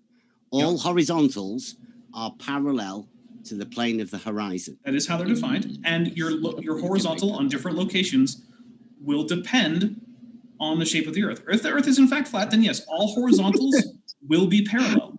If it isn't, Water level it just won't. proves that wrong. Water No. level just proves that level is universally level. That's why we use the term. Of course it's flat universally level. and level. But the Because- question is whether or not So that level means curves. horizontal. It doesn't curve. That's right. Why not? How And do it you know? doesn't curve because It's a flat horizontal and plane level. of reference. It's easily provable, as is It's every not, time though. any surveyors ever do a job. That's what Well, they use. except, a horizontal. except you don't believe surveyors, because when I report to you the actual finding of surveyors, you just tell me that it's wrong and don't give me an explanation. So Dude, please, you did don't just come, say those please, surveyors. Let me finish. Please don't come to me with surveyors when you think that either they're just making stuff up or they're lying or I don't know. But you apparently think that surveying is just nonsense. So I don't know why you're trying to use it on me. But the fact is that whether or not level is curved depends on the shape of the earth. So saying that it's level doesn't do anything. It's agnostic to the shape of the earth. Pointing out that level exists helps neither you nor me. You have to actually do some actual out in the real world measurements, which Okay, is my can I which is a big answer part of that my now, point. or are you just gonna? Yeah, sorry. Level is horizontal. Right, Prove it. it's not something you have to prove. It is an established fact. Is it? Because Yes. definitions of level don't actually prove that or demonstrate that fact. Really quickly, How I would just you wanted level to. a circle? Could you level a circle? Could you level? In a sense, yes. I am sharing my Okay. screen. I don't know if James can see it or not, but I would can love to see explain all of how you can do that. Yeah. Yeah, you can be at a set Is this level above a circle. in Okay. relation to a So- water level? How can we do this? So You can't level a circle because level is an orientation and being straight between 2 points, right? So this is straight but not level. A curve cannot be level. So to level something is to make it straight, not to make it round. Okay. No, you could be level to the surface of the earth, so you could follow the curvature of the earth and stay at that level. So Just like if an you aeroplane, hired a handyman, just like an aeroplane, when it flies let across him the have a surface go. of the earth, hold it stays on, at a set level to the surface of the earth. really quick, right the hand. Do you know what a tangent line is? line to a circle. Well, no. A line to a circle. That's part of it. It's really rudimentary, but It's a so straight line that touches here- the here- curve at one point only. Yep. here on my screen Off you we have a curve. I've got, say, a point on that curve, and what I can do, and this is going to be a little bit, is I can draw a line like that. Is that line level? No, Well, first off, define what I would need to do to make that line level. make it horizontal. But it is horizontal It's relative not to. no, that's It is, not but horizontal. you didn't dude. let me finish. You didn't let me finish. It is horizontal relative to that reference frame. If we were to zoom in on that so that we could look at it here, we would see a straight red line. Would we not? It's not horizontal. That's not what I asked you. If we zoomed in on that, we could see a straight red line, correct? Yeah, it's a tangent. Okay, That's what so you just there said. is The a tangent's straight line. way. It's not there horizontal. There is a way to make it horizontal, is what you're saying. Okay. So Yeah, this is what we do. This is what we do on the surface of the Earth. This is what happens on the surface of the Earth. Water is going to be level along any given tangent line on the surface of the Earth. Don't intersect. Well, I think you should probably learn a little bit of advanced mathematics because, yeah, it just does not seem that you understand precisely what you're talking about. This may be a chance to give you guys a warning that we'll go into the Q&A fairly soon here. So if you guys have any concluding points, things that you for sure wanted to bring up and you were like, oh man, this would be interesting to get the take of the other side on, please do. And then in several minutes, we'll go. I actually did. I got one too, and it's on what we were just talking about. But you, how do we explain how every other planet and star and black hole and neutron star that we've ever observed is spherical, but the Earth somehow isn't? How do you know they are? Have you ever been to any of them? Have you ever landed on any of them? We've seen them. We've seen them. You can see them. Yes, okay, but you can see the things. If you could see a truck in the far distance, you see a singular light. As it gets nearer, it starts to break up into the two headlights, a whole body of lights. But at a far distance, it appears to be just one orb of light. So you don't really know what you're looking at until you get much closer. Do. But you've already told us that they're trillions of miles away. Do you think that electromagnetic radiation is the only way that we detect these objects? I mean, it's the primary method, yes, but it's not the only method. And why is it that all the different methods that we utilize for observing these objects comport with each other? Just because they look like orbs of light does not mean that we're standing on a similar type of orb for 1 second. So then how come every other planet we've looked at, and even things smaller than a planet like the moon, are round? Well, the only thing we've seen that we know is round is the moon. Anything else is the sun, Jupiter, Venus, I've seen with Saturn, my own eye, Pluto, Mercury. Orbs of light. Yes. Orbs of gaseous light, emitting light. Like, how can you have a they have shadows. You cannot. You're just making Wait, up. hold on. What did you just say? An orb of gas in a vacuum. It's impossible because everything in a vacuum. Hold on. Can you what does a vacuum mean in physics? Can you tell me what that term means when we're talking in terms of like physics? Nothingness. No, that's not what a vacuum means. Well, what does it mean then? It means lowest energy state. Means the ground energy state. It is a field in a ground energy state. That would be a vacuum state of that field. And for matter and energy fields in the vacuum of space, there is a very, very, very small amount of particles present in these fields. So we say they're in vacuum state. They're at a vacuum. That is the vacuum of space. You can curve that manifold, and that is why planets and stars and black holes and neutron stars and all the subgalactic objects that we observe are round given their mass. So you can manufacture anything out of nothing so long as it fits your agenda that you want to believe in. Whereas in actual reality, if we create a vacuum state here on Earth, we need to use powerful pumps, strongly sealed valves and solid walls to create a vacuum state. And the minute that seal is cracked the slightest, everything instantly wants to equalize pressure. Of course. And so even Earth itself could not exist within this vacuum state and still have an atmosphere unless it had a strong physical barrier protecting us from the exterior lack of pressure. It does. That's called gravity. Yes, it does. It's called gravity. Hey, it took us over an hour and a half to get to gravity. That's I think that might be a record for the Flat Earth debate. Gravity in the molten core of the planet. How can that be an exterior? Isn't gravity the molten core in the interior of the planet? How can that is not what gravity is. Gravity is curvature in the geometry of space-time by the presence of mass energy. So things that get less and less affected by gravity because of the lack of density as they get further and further away from the field of gravity get held by this invisible container because of gravity with the least effect. Density has nothing to do with it. Correct. It's got everything to do with it. No, mass. Mass is what we're looking for. Yeah, mass is defined by density per volume. Not in relativity, no.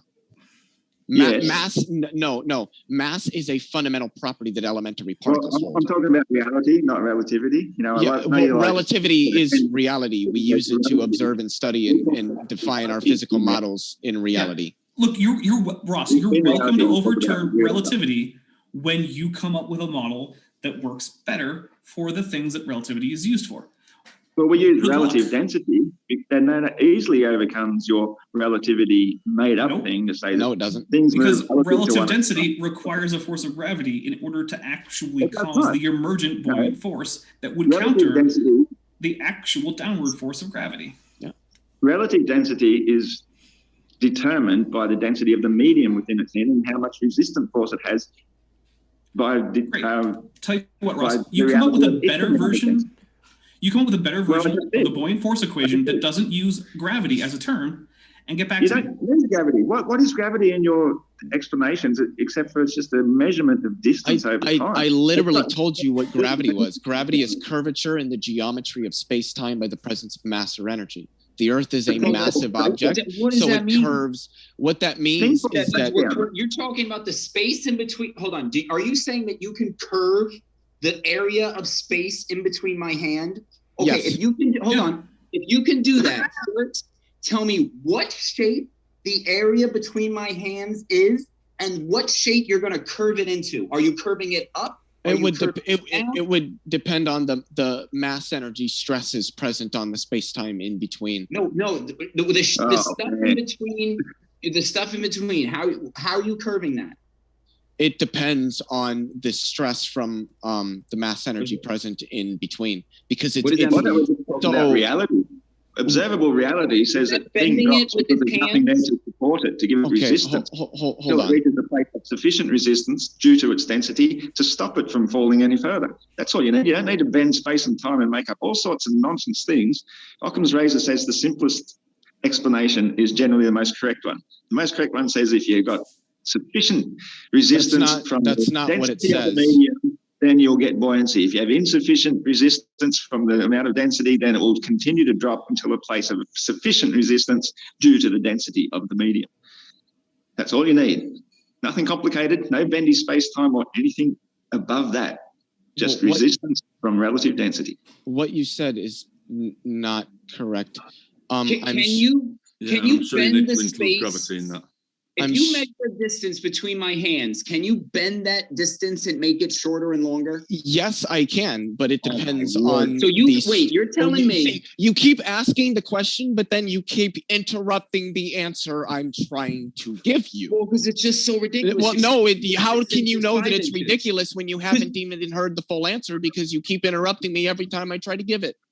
Because if you're going to tell me there's 6 inches of space and you can change that 6 inches to 4 inches, you're saying 6 inches equals 4 inches. That's ridiculous. Well, that's not what We're not even based in logic right now. I am sharing my screen because it shows a useful animation of what gravity is in terms of what it does to space-time. Gravity is a useful animation. Yes. So if you can see this animation, that object would be a massive body like the Earth, and the coordinate plane that you see would represent the curvature, the warping of the geometry of that plane we feel as gravity. Any object present in that curvature, like if you put a bowling ball on a trampoline and then set a marble on that trampoline, the marble will roll toward the bowling ball. It does so because the geometry of the trampoline is curved inward toward the bowling ball.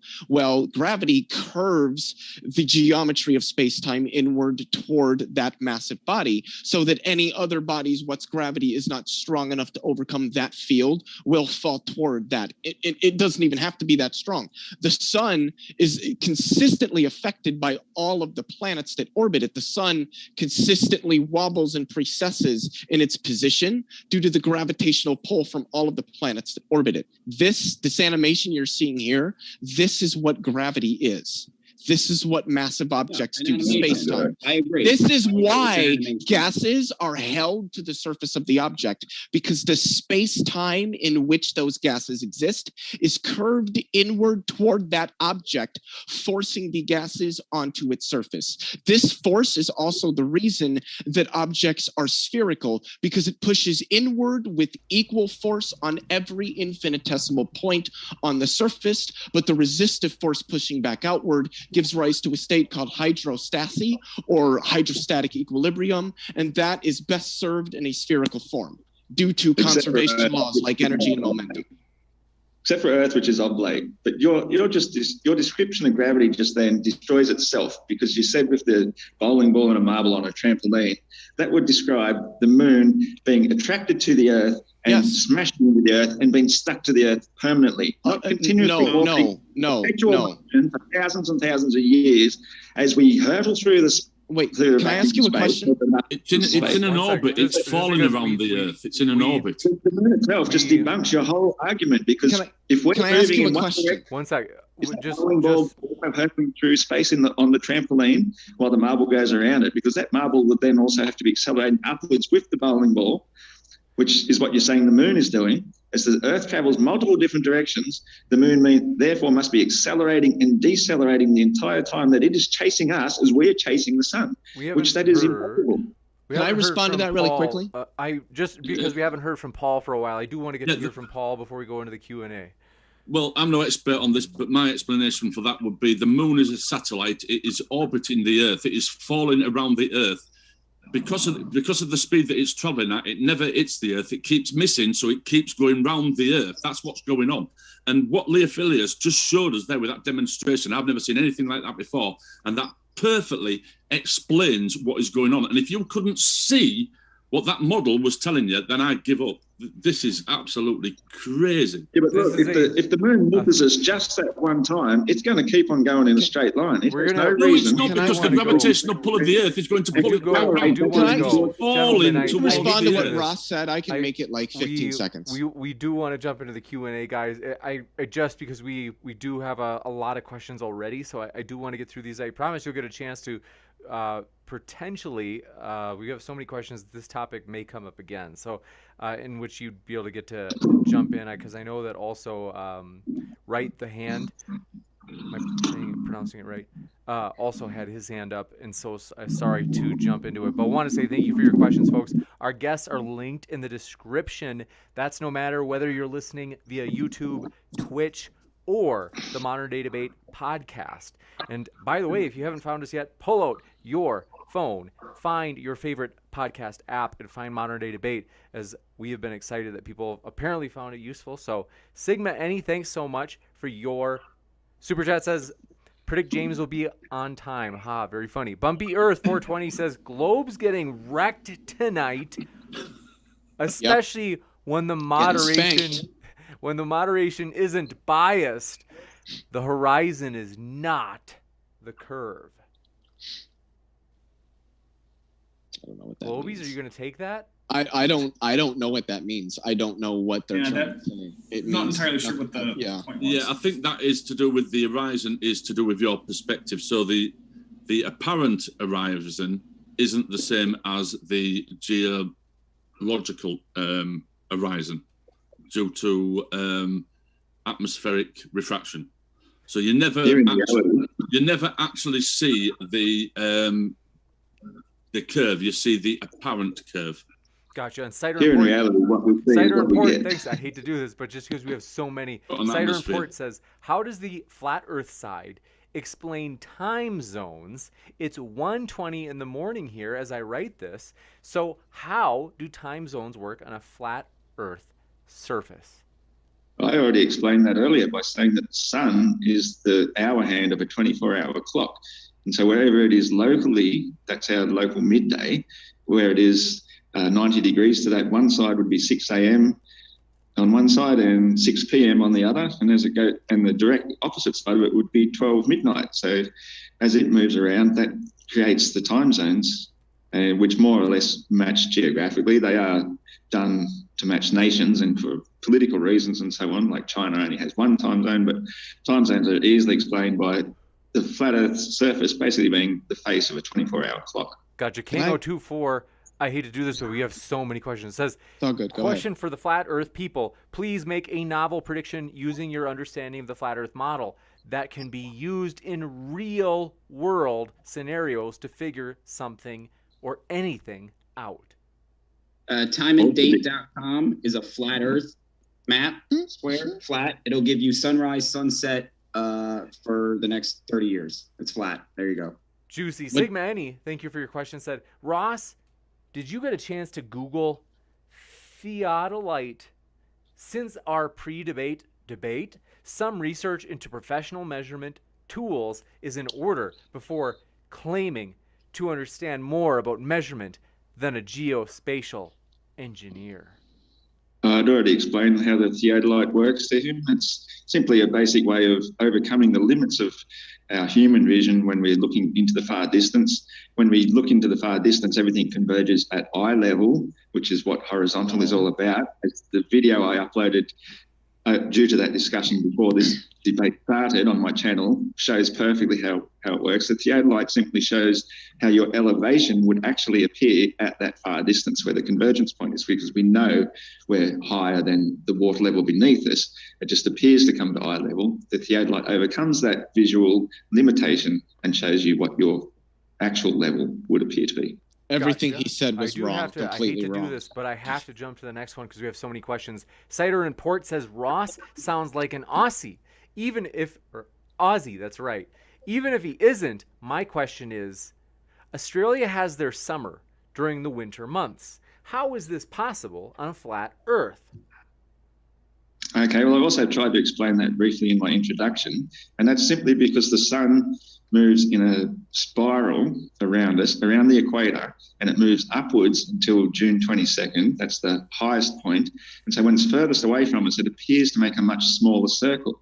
So when it's further from us, then it's direct light coming through the angle of our atmosphere after the firmament means that the light is diluted a lot more, so we get less heat. So that's why we're having winter, while the inner side has the direct light straight through to it, so it has summer.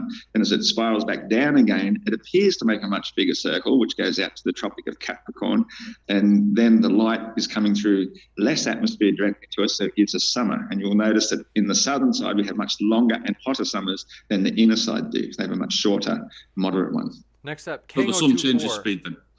King024, thank you for your question, said, watching a quote-unquote adult man pouring water over a little ball and shaking his head is quite possibly one of the saddest things I have witnessed. I can't remember who did that. Did anybody do that? I don't remember seeing that. That was right the hand, but I want to say, to be fair, I believe it was a fruit and not a ball. So let's get our criticism correct. It was a fruit. Right the hand. So sorry, buddy. Teasing is a love language, King024, Sigma Any says, Bev, are you the same Bev, in parentheses, on the level Bev, that attempted to challenge land surveyors on Reddit about how to make common measurements such as level? I asked them about my test. Well, it's a straight line proof test using water levels. In reality, using practical geometry, yeah. And the trolls hit us really hard. What you have on your board is incorrect, by the way. This one from Kang024 says, got that. Chris Gammon, good to see you, says, flat earthers. Fast jet with unlimited fuel flying straight at the sun will take you around the globe to where you began. The plane didn't turn. Explain that. The plane did turn, because if it's following the sun is going around the equator the whole time. Even though you might see it through a different angle you might see it through a different angle through the firmament, but you're still going westwards in a great circle. So you might think you're not turning, but if you're following the sun or you're following a compass, you are making a very slow, gradual turn, which will bring you back to where you started. Gotcha. This one coming in from Kang024 says, the sun does not change angular size to an observer as it sets, so it's not moving away. Question for the flat earth people, please explain a sunset. Well, that's quite easy as well, because we are seeing the sun as a hotspot apparition through the firmament. Now, as I described the firmament as like a big sheet of ice above us, once it hits that sheet of ice, it's still going to create the same size apparition, regardless of how far away you are from it. It's just that as it gets further away, it's going to get lower and lower until convergence obscures it from your point of view, and then the light itself will no longer reach us, and so it goes dark, and that's what we call sunset. We have long drawn-out twilights as well, which you cannot possibly have on a globe Earth, because if the globe was spinning, as they say, at over 1,000 miles per hour, going the opposite direction away from the sun, the shadow of the Earth would instantly render you into darkness, and you would not have a long drawn-out twilight. You'd be instantly in the shadow. Question for Bev. They're coming after you, Bev. This is from Kango24, who says, are you familiar with non-rational B-splines? They are geometrical primitives used for making lots and lots of real-world things. Okay, yeah, I'm just, all I do is the real basic stuff, just talking about basic horizontal and water levels. Gotcha. And Mark Reed says, Ross, you are Australian. Why can you not see the star Polaris from Australia? Why can't anyone in the UK or North America see the Southern Cross? As I already explained, distance makes things disappear. As you get further away from things, they appear to get lower and lower. The stars are not immune to that natural law of perspective. It's the same as if you move away from a mountain, that mountain will appear to get lower and lower until eventually it's obscured by the convergence point. The stars do the same thing, and basically the equator is the cutoff point from where you. What is that distance? Well, the equator is a distance where Polaris disappears from view. What is that? 4,000 miles from the North Pole? Yeah. That's not a large distance. About 5,500, because it's not the radius of the Earth, is it? It's greater. So, okay, so what you have is a post hoc justification that doesn't match observations. Okay, that's fine. Anyway, continue. I'm sorry to interrupt.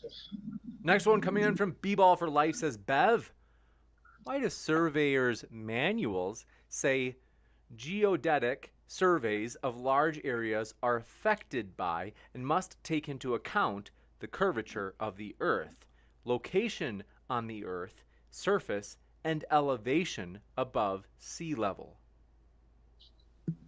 The elevation is measured from a horizontal base, from the datum on a vertical datum. And I think what he's talking about, they say over 100 square miles, I think. Any project over 100 square miles is where they take into geodetic. Anything under that would be classed as planar surveying, as are all the tools are planar surveyor tools. No, they take it into account when making bridges. They don't have to be over 100 miles. This one comes in from Decepticons Forever, who says, how do tides work on a flat Earth? Right the hand. Oh, yeah, that's an easy one. So my flat Earth is the Pac-Man, right? Probably heard of it, Pac-Man Earth. Things just go from one side to the other. I'm working on the portal, whatever, why. So picture a wave. If you had a wave that just went across, the down part of the wave is your low tide. And then as the wave comes up, that's your high tide. So if you had a wave slowly moving across the flat Earth or the flat plane Earth, you would have high tide where the crest is and low tide where the valley What causes the waves? Bro, you're asking me like what causes the sun? I don't know. I can tell you what causes the sun, actually. Gravity and gaseous clouds. But what causes those waves? Gravity and gaseous clouds. Where did those waves come from? Did they just magically appear, or did something create them? And if so, well, maybe the wave has something to do with the sun moving over the. How would the sun cause the waves? How does space-time bending change? Ross wants to add some as well. How do you get high tide at night? Sometimes things, let's hear from Ross. I have a very real explanation for why the tides exist on the planar Earth, and they are linked exactly to the moon. The moon is held aloft above it by a weak diamagnetic force, which as it revolves around us, it's a repelling force. You cannot pull water, but you can push water. Try using a straw above a glass of water and try to suck water in with the straw above the water, but then try blowing on it, you can easily repel water. So what the moon is doing by this weak force is actually pushing the oceans around in front of it. Now, as it goes around on a circuit, of course, it hits the coastline of a continent, and the water can go no further. That's the high tide, and then the water starts receding and going back. Water has a backwash effect. It's part of dynamics, fluid dynamics. And so as the water goes back again, it creates a secondary high tide back on the opposite shore from which it came.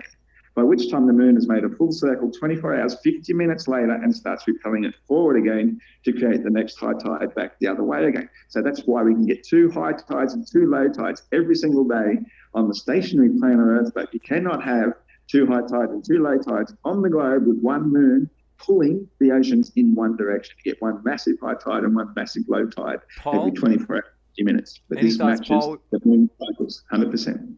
We haven't heard from you for a while, Paul. Go. No, I haven't got any thoughts. Dapper? This is the maddest thing I've ever taken part in. Dapper, are you still there? I am sorry. I was muted because there was a dog barking. So I will give Ross this. He at least actually answered the question, but again demonstrated a complete lack of understanding of the standard model which he's seeking to criticize, which in fact does account for the just over twice daily tide cycle, because the tide cycle doesn't take quite 24 hours. So yeah, it's just another example of the flat Earth side just failing to actually understand. Oh, sorry. Yeah, you're right. So it's just another example of the flat Earth side failing to actually understand the model they claim to be criticizing. So it's very frustrating. You have no explanation for the secondary high tide. We should jump into the next one. That the Earth is pulled through the ocean for the second one. Gentlemen, we should jump into the next one. But John, can I give a response? They can make it quick, really quick. I hate to say no, but we have a lot of questions. Do want to say we appreciate your question, especially it is for you, Leo. Cider and Port says, for Leo, in your opinion, why is there a correlation between someone's opinion on the flatness of the Earth and this? Okay, gosh, looking for more serious questions. Leo, will give you a chance to respond since this wasn't a serious question. What did you want to say? So the reason that tides exist is because of the gravitational force that the moon exerts on the Earth. So I believe Ross is the name.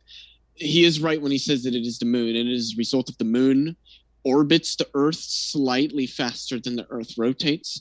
And as the moon comes around the Earth, the ocean tides, and obviously I'm exaggerating, will move upward toward it due to the gravitational pull, and that results in what we call tides. And this is why other gravitational forces that can even actually physically stretch and move moons or other planets, like we see with some moons of Jupiter, this is why we call them tidal forces or tidal effects, because they result from gravity. You've got 2 moons in the one day, 2 tides, but there's only 1 moon.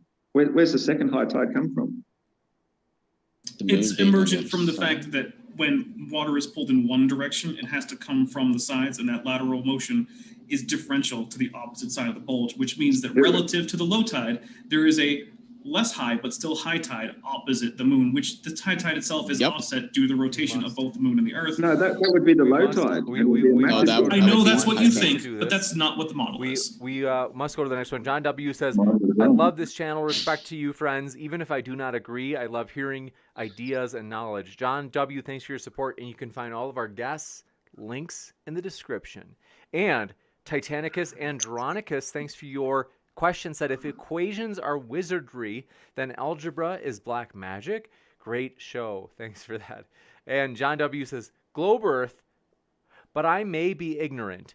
It just makes more sense. Love the debate. Thanks so much. Appreciate it, John W., for your support.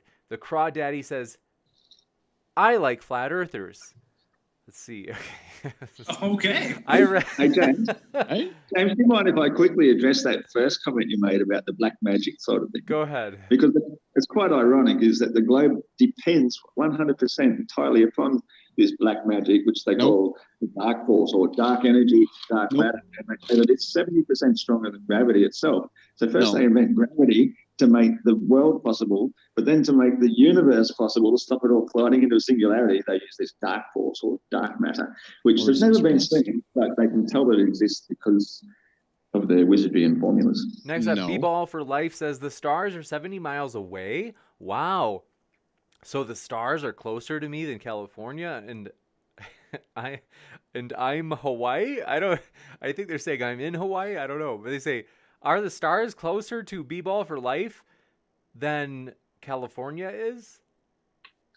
what I was saying is the apparition of the stars are 70 miles away. The true star might be any given distance above that we would never know, because the firmament is the place where we get the first reaction of the electrostimulation of these various things that create the energies that create light in the firmament.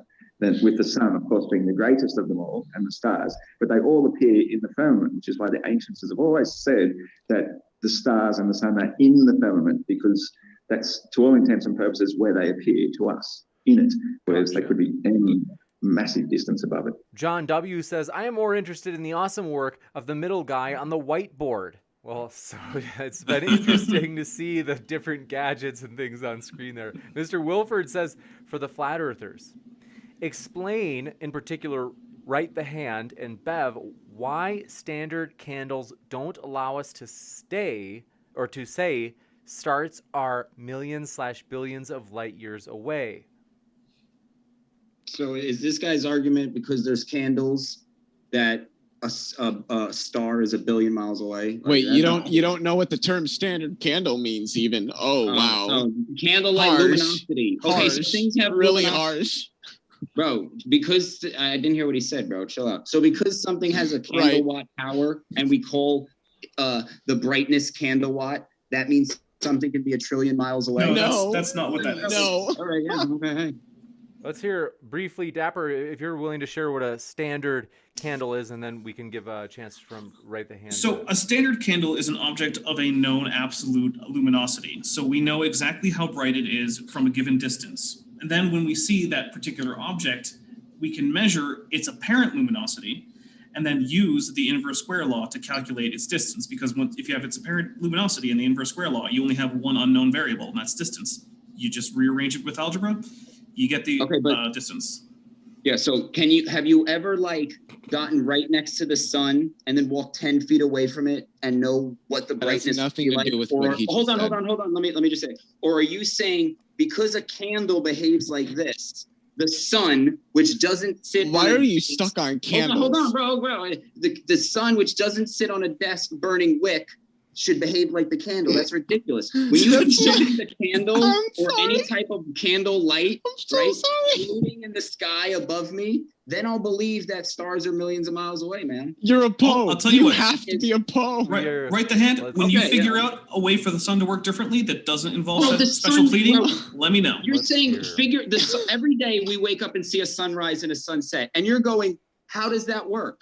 Bro, no, I know how it works. How things work. You just see that they work. So when you so when you ask me how does the sun work, you're somehow thinking that you can see why something happens and the thing that happens. No, you see the sunrise and the sunset. That's it. Now, if you want to believe that's because the ground you stand on is spinning, that's fine. I'm going to cut in. That is what, this, but Sigma Any, thanks for your question. Said human beings are intriguingly diverse critters. Thanks for that. Kango24 says, for Bev, do you understand the difference between objects that are small and objects that are far away? You have some Father Ted here. Difference between them. Yeah, of course. For all intents and purposes, it's the same thing, isn't it? Did he give you a lot of money for that? I'm sorry, I need to mute myself. The large thing will look very small further away, whereas a small thing will look quite large up close. But it's all perspective, isn't it? Wait, hold on. Just really quickly. Can I ask you a question? The small thing will be even smaller when it's further away. This can be really quick. Questions. This is really quick. 10 seconds, Leo. Yes. Ross, so does that mean that a sphere can look flat really close, but far away it can look spherical? Because that would follow from what you just said. But you'd still see curvature because any sphere, by definition, has. So you're conceding. All right. You can continue, James. A sphere is the surface of constant curvature. You got to let him respond. I don't know if he's done. Go ahead, Ross. I was just saying, a sphere, by definition, has sphericity or curvature in all directions. It doesn't just exist in the far distance where it's out of sight, out of mind. You must be seeing it left, right as well for it to be spherical. Yeah, he's conceding. What you will see on the sphere. You will see that on any board. A little bit impulsive, buddy. I hate to call you out for that, but jeez. All right, John W., thanks for your question. Says, I am driven to drink because this is my life the way it is. but flat Earth versus globe. Thank you for that. T Fish says saying anything is over 1 trillion miles away is a maniacal fantasy. I don't understand how this is even a debate anymore. I'm sorry, the big numbers confuse you. Yep. That's all I got. Decepticons Forever big says numbers are confusing. We don't understand big numbers. we must jump to the next one. Decepticons Forever says Emil from RoboCop doesn't understand distance. Sad. Who's Emil from RoboCop? Next up, Chris says, question for Globers. Which unis did you guys learn this mysterious math wizardry I've heard so much about? Hogwarts? The University of Massachusetts in Lowell. Gotcha. And 2 seconds. Want to remind you folks, our guests are linked in the description. We've got more questions. Right now, the page is just loading. Very embarrassing. But thank you guys so much for your questions. This next one coming in from EndoXD, who says, do you not know Einstein's theory of general relativity? Gravity is the curvature of space-time. Saying that's ridiculous is an argument from incredulity. It's an argument from actual observation of reality. No, we don't not. see anything called space and time curving whatsoever. Yes, we do. Just demonstrate it. Except when we watch gravitational lensing happen, which we see all the time. The observations that Einstein and Sir Arthur Eddington made in 1917 that confirmed general relativity were observing stars further out from the sun than what they should be because their light was being curved by the sun's gravity. This is how general relativity was confirmed. Yes, we have literally observed the lensing of light due to the result of gravitational fields. We utilize this every day in calculations. This is well accepted amongst all astrophysicists and cosmologists. Anybody denying it straightforwardly just does not understand the mathematics. Or does not observe as it should be, right? Like it's like, oh, it should look like this, but it doesn't. Bro, how do you know what something should look like? The only way it looks like it looks. If you think it should look like something else, that's irrelevant to how it looks, bro. So your whole argument was it should look like this. It doesn't. It looks like it does. Therefore, we're right. Yeah, so you don't know how predictions work in science. That's fine. This next one coming in from, do appreciate your question. This one is from the Crawdaddy029. It says, how does the flat earth explain how distances on the globe earth work out correctly to scale, but the flat earth map does not? I'll take that one. All of the measured distances are either measured of vertical for elevation or horizontal for distance in between points. They're the only two frames of reference that we have, horizontal and vertical. Navigation on the flat Earth model would be almost impossible.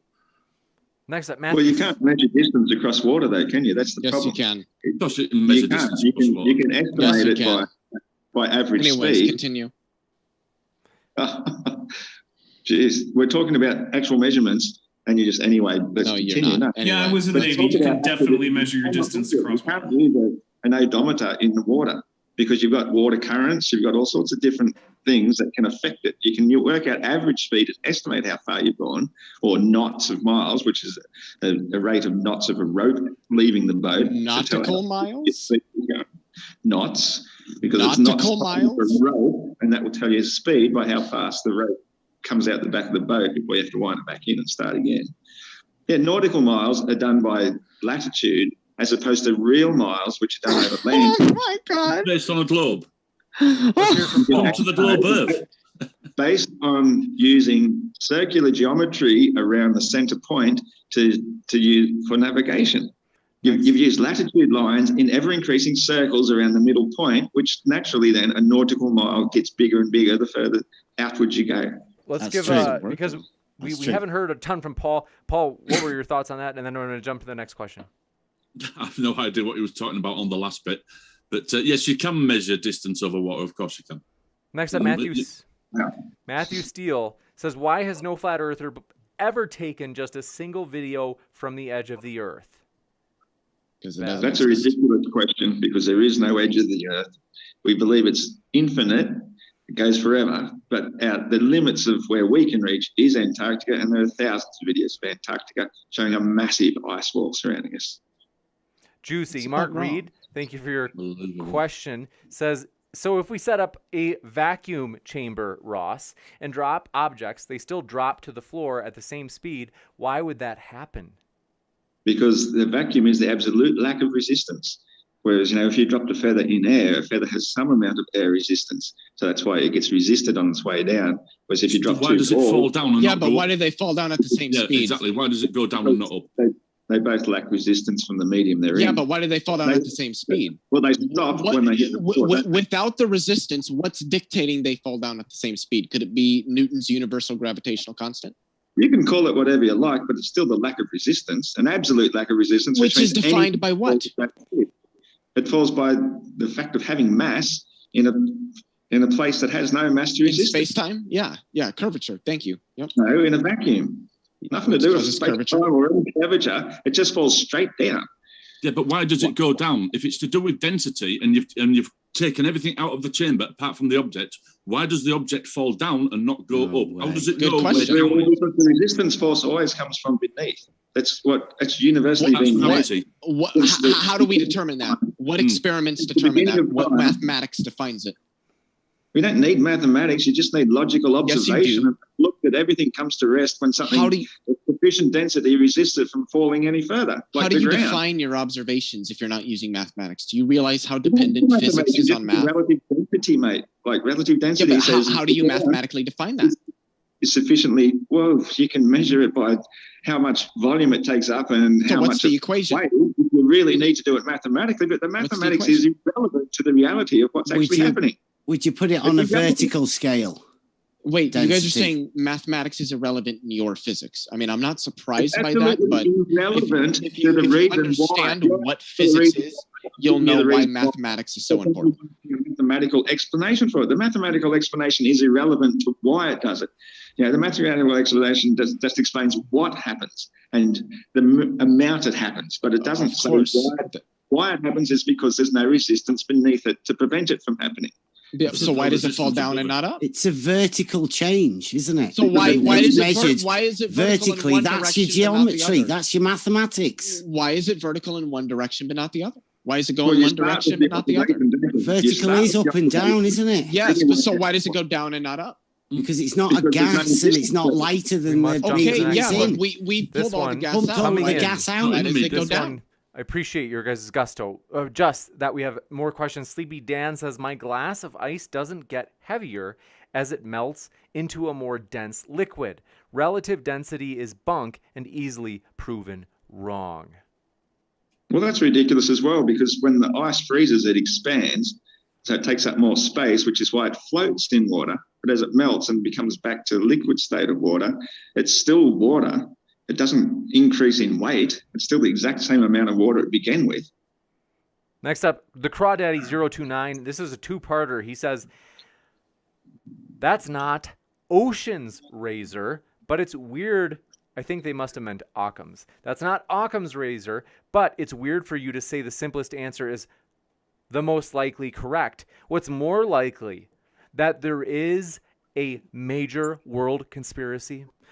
A project manager's nightmare of people keeping the flat earth a secret, or that the world is just a sphere?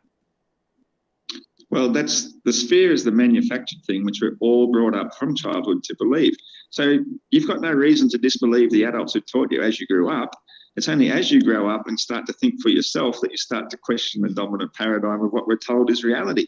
As soon as you realize, hang on a second, it takes many of us many years before we start to question what we're told to believe in. We think we live on a ball. Of course we believe it because all authorities say so. But all of these authorities have been indoctrinated with the same stuff from their childhood as well. They've got no reason to question it. They never did. And if they did, they would become the laughing stock of their school or their college, whatever, and they get laughed out of society. They get treated as a pariah, as flat earthers often do. And so most people just go along to get along. They don't want to rock the boat. They want to keep their cruisy jobs or whatever it is, their happy income. Most politicians, they never considered it one way or the other. They just think, of course it's a globe because that's what everybody believes. Everybody wants to be popular and, for what, to say the popular thing. You don't want to go against the grain. You just simply want to. Next. So this lie's been going for 2,000 years. It hasn't. Yes, it has. Yes, it has. You've been told thought it has. It's only been going for like 50 years, really. Shut like up. So 100 years ago, they didn't know that the Earth was a globe. So you're saying 100 years ago, they didn't know the Earth was a globe. The New York Times in the early 1900s of the flat Earth with the ice wall around. Do you think that the globe Earth has only existed for the last 50 years? How tall is the ice wall? Who cares about how tall it is? It varies. Well, I mean, if it exists, obviously we've been there by now. The question is, how long has this been going for? The debate has been raging since the beginning of time, really. So and most people you just said it's been only going on for 50 years. But since Hollywood took off, there hasn't been a debate. Studios start showing this image of the globe, and that same image is the same one that NASA showed us in the 70s or late 60s, whenever they took their first blue marble image. It matches the one that the Universal Studios was showing us since 1927. So they've known about. Let's be clear about one quick thing, though. There is not a debate. There hasn't been a debate for over 2,000 years. What there is fun little entertainment where people who clearly don't actually know the actual science or anything that they would need to criticize anything about science come on and pretend that they know things that are flatly contradicted by obvious observations. That's what we have here. This is theater. This isn't a debate. There hasn't been a debate for over 2,000 years. Like I said at the beginning, I'm not actually convinced that you believe it's flat. I'm not convinced you believe it's flat. We'll give you a really short response, Ross, because I don't want to gang up on you, but then we got to go to the next one. I'm just saying that nobody was there 2,000 years ago to know whether or not there was a debate raging. We know there was a debate. People that were there. All the people writing histories. All right. And so we know that people were debating it. You got your Henry Robothams and so forth who were doing experiments that proving it's flat. And so this debate was raging. And the only reason it was ever considered settled was because NASA started faking images through a round window of a high altitude vehicle in the late 60s and said, this is a picture of Earth from space. That was when it was settled that we live on a blue ball in space. Mikey Riot says, James, you got to host Leo again. He's brilliant. He's good. That's nice. Your mom's in the chat, Leo. Okay. but seriously, I want to let you know, Leo and all of our guests are linked to the description. So, folks, do encourage you to check them out. We appreciate our guests. We're really glad to have them here. And so, Mr. Wilford, thanks for your question, says, why do you profit-based airlines will plot their flight paths in fuel-inefficient ways, like they're accounting for the curvature of the Earth? Why waste fuel on millions of flights versus just flying in a straight line? In other Very words, good question. Why do they, why do profit-based airlines fly as if there is curvature in the Earth when they could save a heck of a lot of money by not flying that way? Exactly. Just plot it on the flat Earth map and you'll see they're going in the straightest line possible. They're not matching the globe whatsoever. Yeah, but the lines are curved. Yeah, when you plot any commercial flight, when you put it on the navigational chart, it's curved. Yeah, they're curved. They're geodesics. I mean, this isn't even hard to do. You can watch in many current planes. You can watch where you are on a map of the Earth that is usually some kind of like Mercator-like projection, and you can watch your flight path curve. And you can also look out the window and notice that what you see out the window matches what you should be seeing based on your flight path, and it still works over land. If it were all over water, it would be hard to check, but it all lines up. So really all you need to do to prove the Earth is a globe is take a flight of any great distance over land. And watch the television screen in front of you. No, watch that, and then also look outside and then double check the map. You can also even have people stationed on the ground if you want to coordinate to spot your actual plane, because there are plane tracking apps. Yeah, and you can say, hey, look, that's actually the plane. I think we should let the pilot give a comment. We do have a pilot. Yeah, let us know what's up. Upside down. Yeah, on long distance flights, if you plot it on a flat map, you will put a curve into it to account for the curvature of the Earth.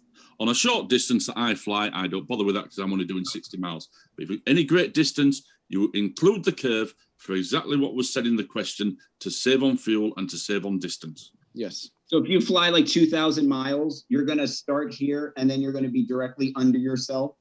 Yes. No, because the Earth is, Earth is much bigger than 2,000 miles in circumference. Okay. So how many miles do you have to go before you're completely under yourself? Half the circumference. Yeah. And do you feel that orientation change, right? Of course. No. Why would you feel the orientation change? Would you say it's almost like you're flying over orientation wise, you never feel so it's almost like you're just going flat. Because it's the same center That's how of it gravity. feels. I'm just saying how it feels. It feels like you're going flat. Yeah, it feels like because the center of gravity That's a does not concession. I'll take change. it. Can I just ask? Because you are horizontal to the globe. Horizontal, okay. Yeah, you're always horizontal with the center of gravity. Is the amount of air curvature altitude dependent? What do you mean? Is the what? What do you mean by air amount of curvature in the atmosphere? Yeah, is that altitude dependent? Yeah, I mean, the higher up you go, the larger the diameter is going to be.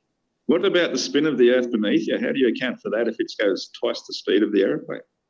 Because the atmosphere is traveling with the globe at the same time. Exactly. It's all moving at the same time. Remember your whole thing about how you can't measure distance because of relative motion of the Earth and the.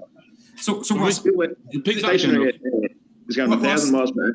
No. Ross, The atmosphere doesn't turn at 1,000 miles per hour. It turns relative to the speed given your position on the surface of the Earth. Because the closer to the poles you go from the equator, the lower the surface velocity of the rotation of the Earth is. This is why when we talk about the rotation of the Earth, the most accurate measurement is to say that it rotates at a rate of 3 degrees per hour, 15 degrees per hour. Well, what is wind? Wind is local motion. Yeah, it's local motion of the wind relative to the surface of that area that is generally driven by differences in pressure, by pressure gradients and energy from the sun. Yes, caused by the warm air currents. Yeah. But you just said the whole atmosphere is moving with the Earth, and yet the atmosphere as a whole, on average, yes. in relation. Wait, hold on, but Ross. inside that, it's fluid. Ross, have you ever been looking at a river or a creek flowing, and you'll notice that there are places where the river might start to circle or swirl or anything? There's backward motion in that river, but the river is still generally flowing in one direction. Same basic principle. The atmosphere of the Earth is very turbulent. It generally moves with the Earth, but there are points in it and areas in it where it's moving, it's still rotating with the Earth, but that atmosphere is moving relative to the gradients in the pressure. The ground beneath the river isn't moving with the river.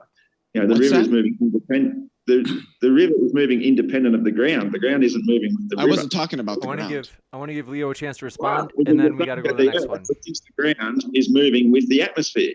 And so you're comparing the atmosphere to a river above a stationary ground and saying that the ground... using the river to explain what was going on. It wasn't comparing the two together. It was using the river to explain what you I was using the concept of a river flowing, and then if you put a rock in the middle of the river, it might cause some swirling to occur, but the river is still moving in the same general direction. It's the same thing with our atmosphere. There's turbulence. Well, let's let Leo finish. I promise we'll come right back to you, Ross. Just like the ground is stationary. I'm not talking about the ground is not relevant here. It is relevant. Not the example I gave. I don't know how often you floated a river, but I've done it a lot. There's rocks and differences and everything like that can cause the river, although it's flowing in one direction, there can be points where it swirls or points where it flows backward and then comes back around. That's called turbulence. We have that in Earth's atmosphere, despite the fact that it rotates, because the friction of the surface of the Earth on the atmosphere over the billions of years that the Earth has been rotating will begin to drag on the atmosphere and cause the atmosphere to rotate with it. You have to bring in the billions of years, don't you, to say that this is why the atmosphere moves with the Earth. We know that the Earth has existed for billions of years. So, I mean, the water is flowing through the river banks. And so the wind is moving independent of the Earth. It's not moving with the Earth. The Earth is like the riverbanks. The wind is moving independently. Because if you're saying that the wind is also moving at 1,000 miles per hour with the Earth. Can I just get a quick one in here, Ross, please? Leo, would that make because the air's curvature, would that mean the curvature of the water level would also be elevation dependent? I want to let Leo answer, then we have to go to the next question. If you're talking about the relative angle on a sphere, when you move from the center out to the full circumference, the angle of two lines defining those points will increase. So you could say that theta, your angle, will increase. If that's what you mean, then yes. No, if just not, the we'd have to go further. The amount of curvature of the water. We must go to the next one. I hate to do that, but the Crawdaddy029 says, how does the flat earther side explain that when you go south and get to Antarctica and turn left to follow it, you make all right turns around it. I'm the only person confused by I would that. like to know if he's done that. Has he done that traveling trip to confirm that's what happens, or is he just going on his model in his head? Next up, Magellan says, Flat Earthers, why does celestial navigation require spherical trigonometry to get a position fix? It doesn't. Yes, it does. Triangulation has to be done through a triangle. If you don't use a triangle, you can't triangulate. So you don't know what spherical geometry is. You have or that azimuthal angle. Leo, that's been pretty clear for a while. I mean, it has. That's not celestial navigation. That's Magellan. Tower navigation via GPS. You got 2 or more towers, you can pinpoint your position because the towers are fixed. While you're moving, it will tell you where you are. Paul, is this true? GPS are on towers. So explain how you can get GPS signal then in the middle of the ocean. Exactly. It's radio signals. Radio signals propagate for hundreds, if not thousands of miles. Man, if only radar horizons weren't a thing, so many lives could have been saved in World War II because it would have been impossible to ambush fleets on the ocean. And yet it still happens. Somebody was able to talk to Hawaii with a normal ham radio, even though he had illegal crystals in it, which gave him channels that you're not supposed to have here in Australia.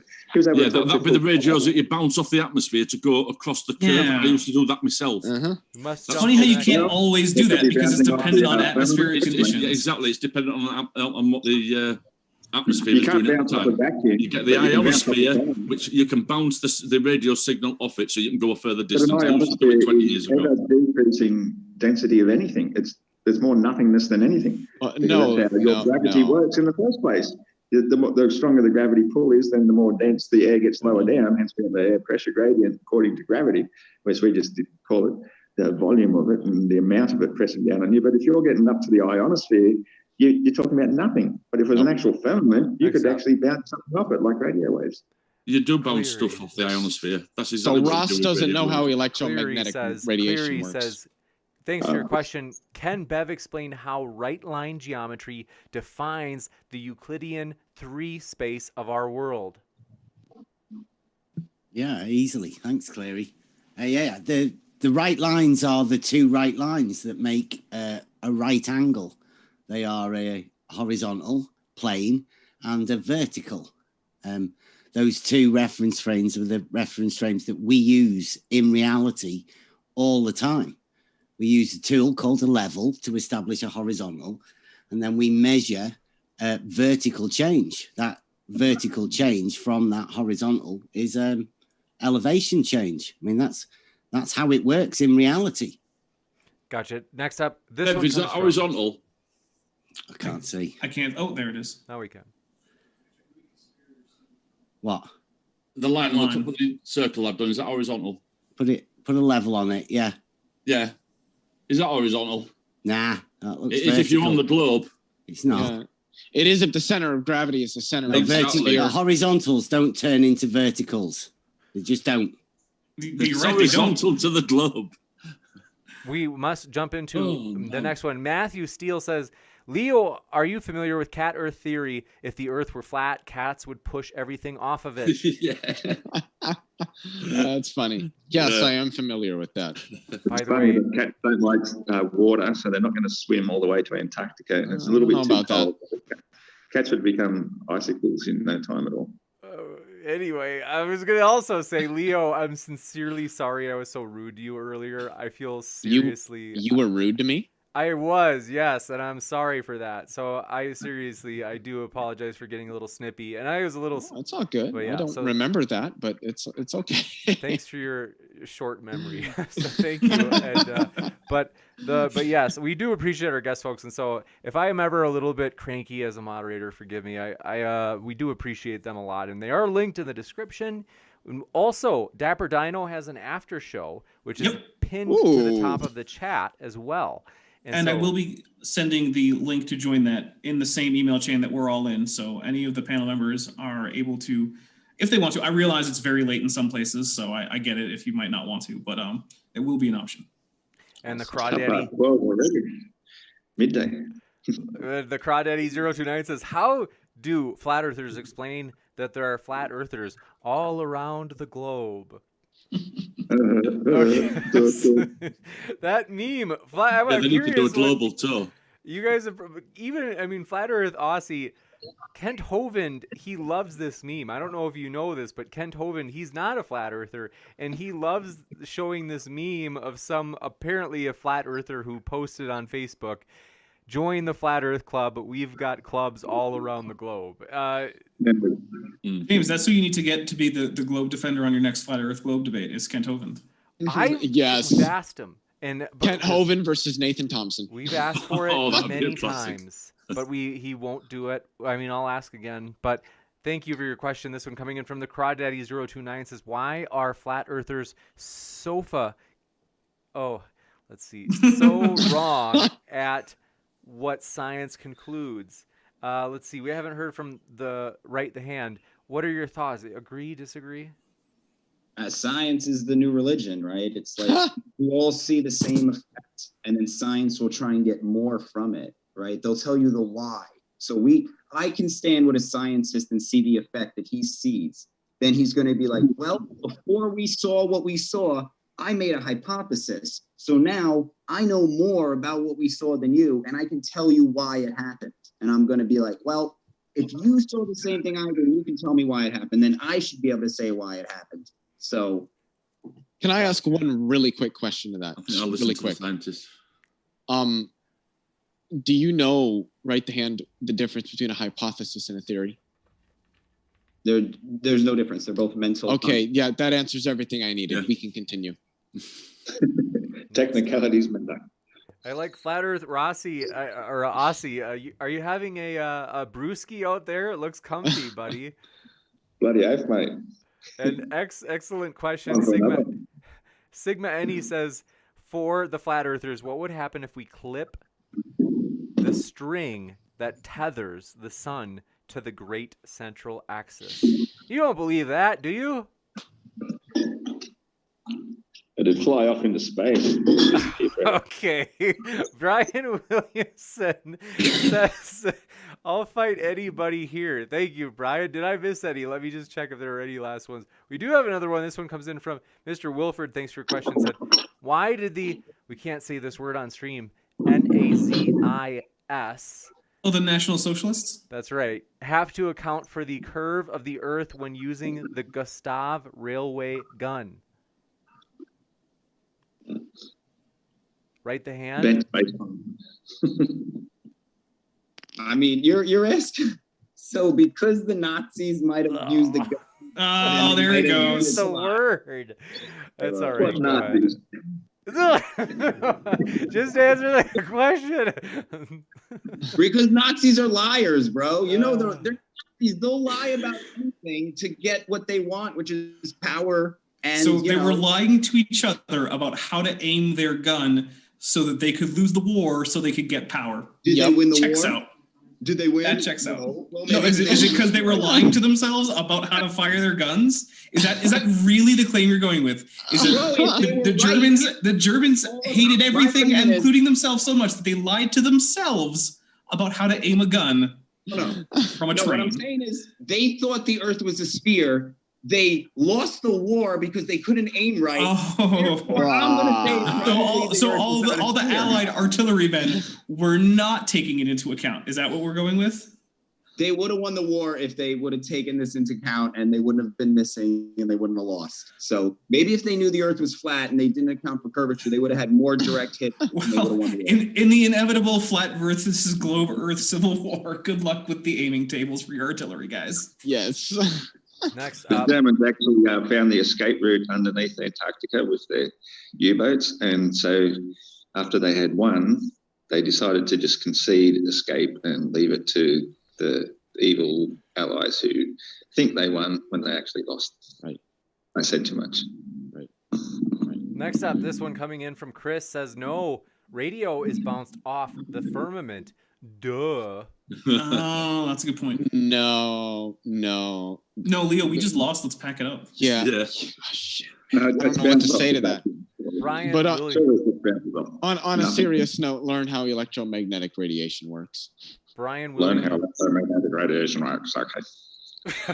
Okay, well, Brian Williamson says, should I buy Bitcoin, gentlemen? No. I'm going to go ahead and say, if you have money that you don't actually really need right now, then sure, fine, spend some of it on Bitcoin. But never put more into something as volatile as Bitcoin than you can afford to lose. Treat it like a casino with, granted, slightly better, well, a lot better odds than most casinos, but still treat it like you're going to the casino.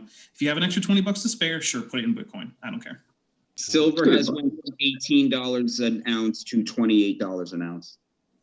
Juicy. And Ozian says, Kal-El is God, and he told me the world was a cat and not flat. Thanks, everyone. Thank you, Ozian. See, he told me it was a dodecahedron, so now I think we have a schism coming. Uh-oh. So I'm going catnip to take over the world. it's always fun, folks, and do want to remind you, yes, we appreciate our guests, and they're linked in the description. You can hear plenty more where all of these answers came from. We do want to encourage you to check out their links below. And so thank you, all of our guests. It's been a true pleasure to have you, and especially thank you, Paul, for staying up super late with us. Paul, what time is it there? Oh my It goodness, is 20 to 4 in the morning, but this is one of the best and maddest things I've taken part in. It's been... Cheers to you, Paul. That is some dedication Yeah, to this. I probably sure. wouldn't be doing it if it were 4 in the morning. It's all right, because I'm going to go downstairs in a minute. I get myself a Jack Daniels. I'm going to log on to your after show. Well, thank you very much. That link will be forthcoming right after the we go off here. So Okay, no worries. So thank you, guys. It's been a true pleasure. Leo, Paul, Dapper, Right the Hand, as well as Bev and Ross, thank you for hanging out with us. It's been a true pleasure. Always enjoyable, James. Good Thanks for time. having us. And thanks everybody for... It's been this has been a really fun one, you guys. I love this format. This has just been really high energy, and so thank you guys. It was honestly a blast. And also want to let you know, folks, I'll be back in just a minute with a post-credit scene on upcoming debates. We do have one tomorrow night. You won't want to miss it. We have a lot of other ones coming up that are juicy. So stick around for that. I'll be right back. Thanks, everybody. Keep sifting out the reasonable from the unreasonable.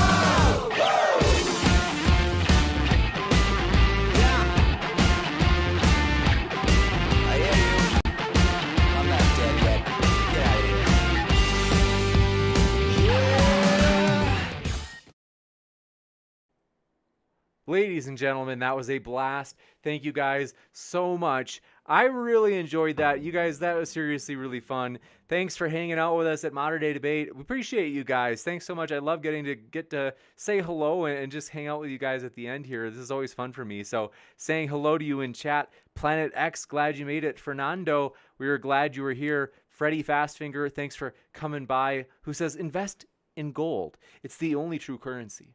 Thanks for coming by. And Third Finger from the right, good to see you again. Megan Satanis, good to see you again. Apricot Sloth, glad you're back. What? Glad you're back. And Kemet, good to see you again. Mark Reed, glad you made it. Thanks for being with us. And Mind Onion, thanks for coming by again. Long-time viewer, Mind Onion, you've been hanging out here a long time. It's like, were you all the way back when we used to be called Modern Day Hysteria? But yeah, Spretchen, C. Globe Tardia, thank you for hanging out with us. We're glad you're here. And Nate Cross, glad you're here.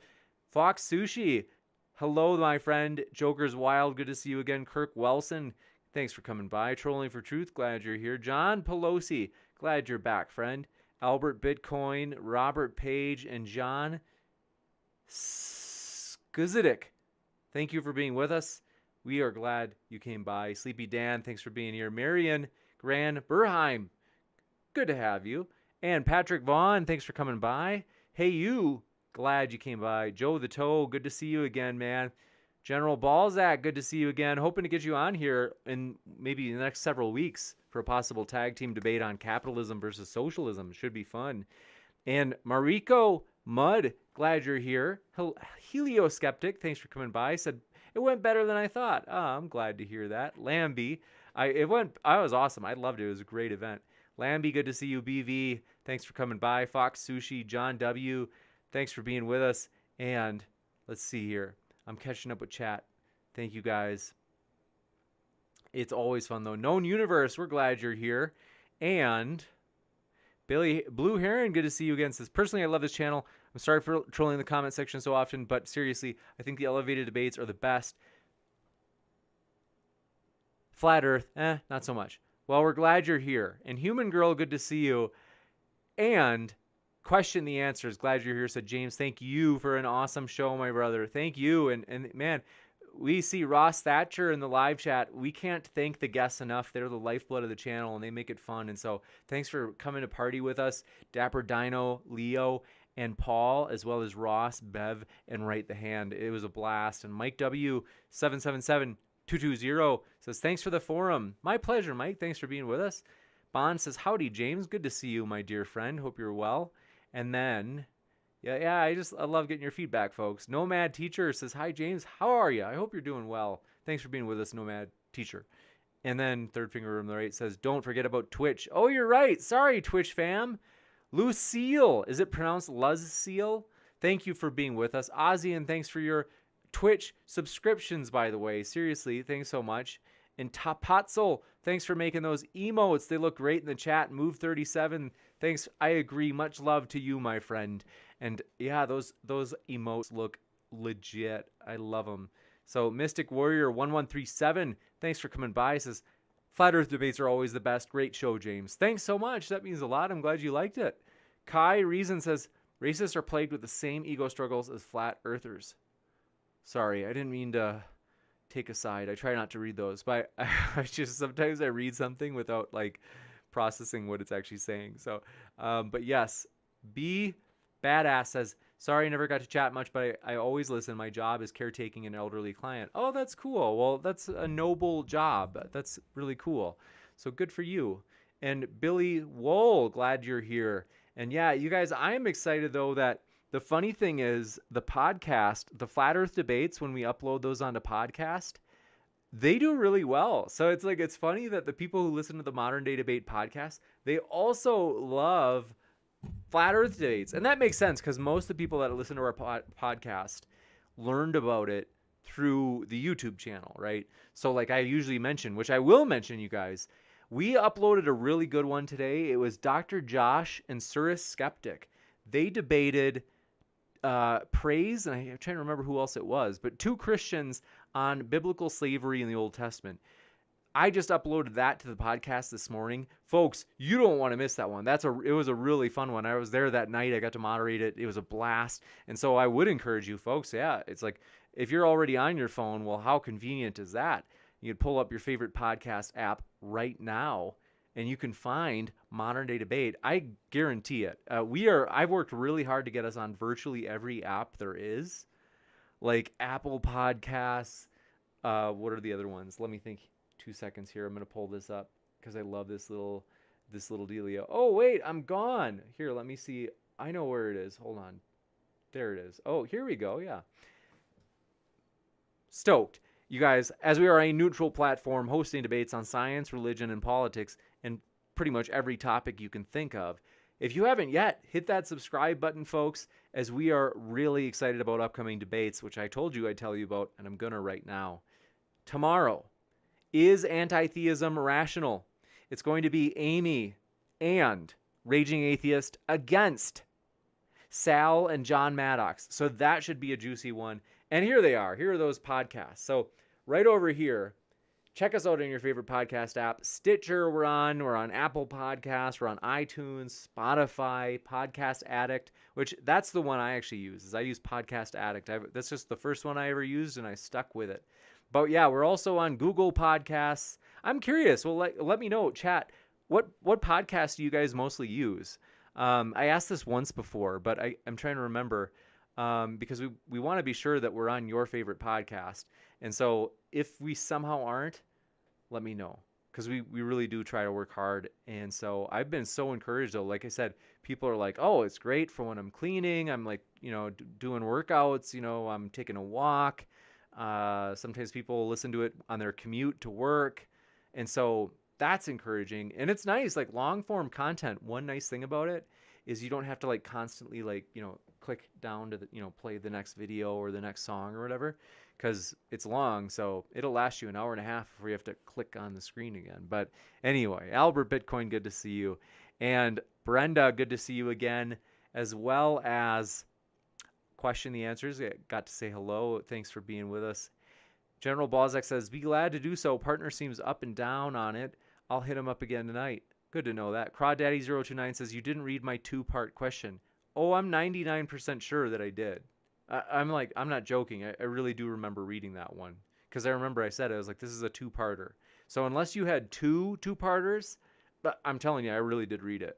Let me know if you did, but I only saw one that said like part 1, and then you wrote it out, and then the next super chat it said part 2, and then it had the remainder of the question.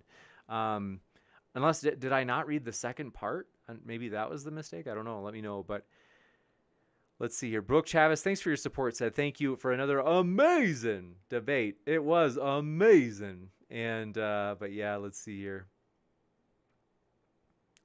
The other, let's see. Oh, okay. So Brian Williamson says Apple Podcast. Sephrin listens to more than one. Says Spotify and iTunes equally. Oh, that's interesting. And let's see. But yeah, I am super excited, you guys, as the podcast it's exciting that it's, like I said, when I first started it, I was like, are people going to use this? And I was like, am I wasting my time? And oh baby, it's grown. Like people are really finding us on their favorite podcast app. And if you want to support the channel, I would say, hey, rating us. If you give us a rating on your favorite podcast app, that helps too. And so we do appreciate that. So let's see. Third finger from the right says, don't forget about Twitch. Oh, you're right. Let me jump back over there again.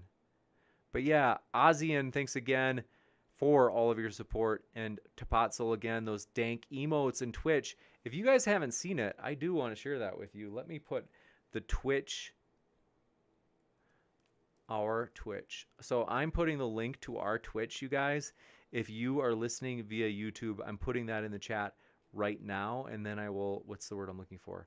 I will pin it to the top of the chat, so that way if you have not checked out our Twitch yet, you can. And also want to remind you, if you use an Amazon Prime subscription for Twitch, which we appreciate if you do that, thanks for doing that. Want to remind you that you have to, I think it's like every 30 days, Twitch will ask you to reset it. You'll have to go back in and reset it. And so thanks again if you're willing to do that for us. We appreciate that support. And if you have Amazon Prime, a lot of people don't know, you have a free Twitch subscription that you can use. You can give to any streamer you want. And so we do appreciate when people do that for us. It helps a lot. And so thank you guys. And then let's see, the Crawdaddy029 says you didn't, oh, sorry, I read that one. But yeah, let's see here. That's funny. Amazing. Matter Form, thanks for being with us. This question, I would like to collab to make some motion graphic versus VS intros. What is the best way to get a hold of you guys? Thanks, Matterform. I appreciate that. That's really nice of you. Matterform, I'm going to, right now, I'm tagging you in the live chat with my email, which is moderndaydebate@gmail.com. So thank you for being willing to help. And let's see. Bal Diablo, thanks for being with us. And S. Ibni Henry Abdullah, thanks for being with us. G Cash, good to see you. Glad you're here. And I'm almost caught up on the chat. B Bada says, I tried the email on your YouTube channel, but it says it doesn't exist. That's wrong. It definitely exists. Trust me. If you did try it, I know it's the right one because I get emails from it. So it might just have been a typo. Sagna Metal Windeer, thanks for being with us. We're glad you're here. Rezo out of Gore says, great debate today. Do you think the uptick in audience for flat earth debates is something akin to the old and the circus? That's funny. You're funny. It's always fun. We do enjoy a good flat earth debate. We've had a lot of them. I think we're going to take a short break where it might be I don't know, maybe a week, at least a week until we have another flat earth debate, maybe even 2. I mean, we might go crazy. We love doing them. It's a lot of fun. Steve Coates says, thanks again for creating this channel. Thanks, Steve, for your encouragement. That seriously means a lot. I really do appreciate it.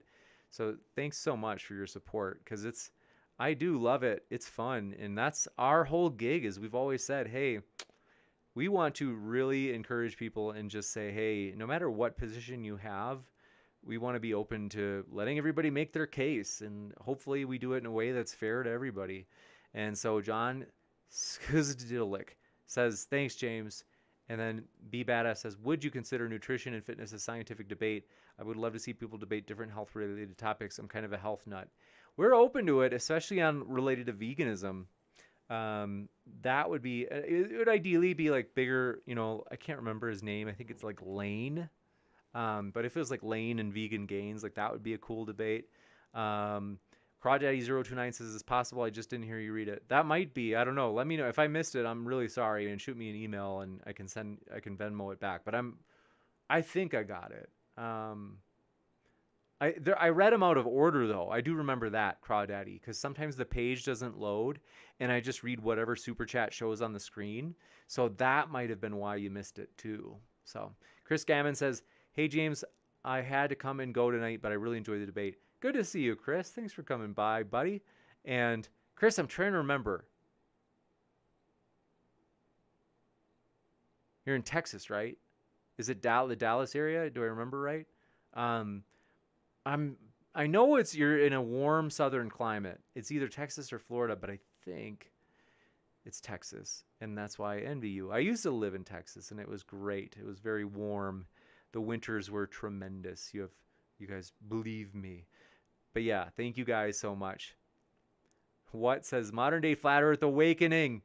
And Wayne Templar, good to see you again. It's been a while, man. But yeah, I am excited about the future. And so thank you guys so much for your support. We are excited about the future. Oh, let me tell you guys about other debates. This is not for sure. I've still got to ask. I've got to confirm it. But we're going to invite Destiny back on for this Sunday.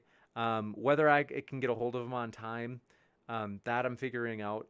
But we do enjoy a good old debate on, it'll be capitalism versus Marxism, potentially, if we get to host that. And so also, though, you guys, I think it's next Monday, we might have Kent Hovind back on. I'm waiting on a secretary. I think she still didn't get back to me today, so I've got to respond. I've got to say, hey, like, did you forget about me? Like, what's going on? But basically, we are hoping to host another debate with Kent Hovind. So that should be a juicy one. You don't want to miss it, folks. And that should be on Monday. And it should be with Maddie. So that should be a cool one. We're excited for it. And still confirming the deets on that. But also, you might be like, well, what other debates, James? Well, Tuesday, we're setting up one that is almost complete with JF versus Socialism Done Left. So that should be a really fun one as well. And for some reason on my YouTube, let me find this, you guys. This is super interesting.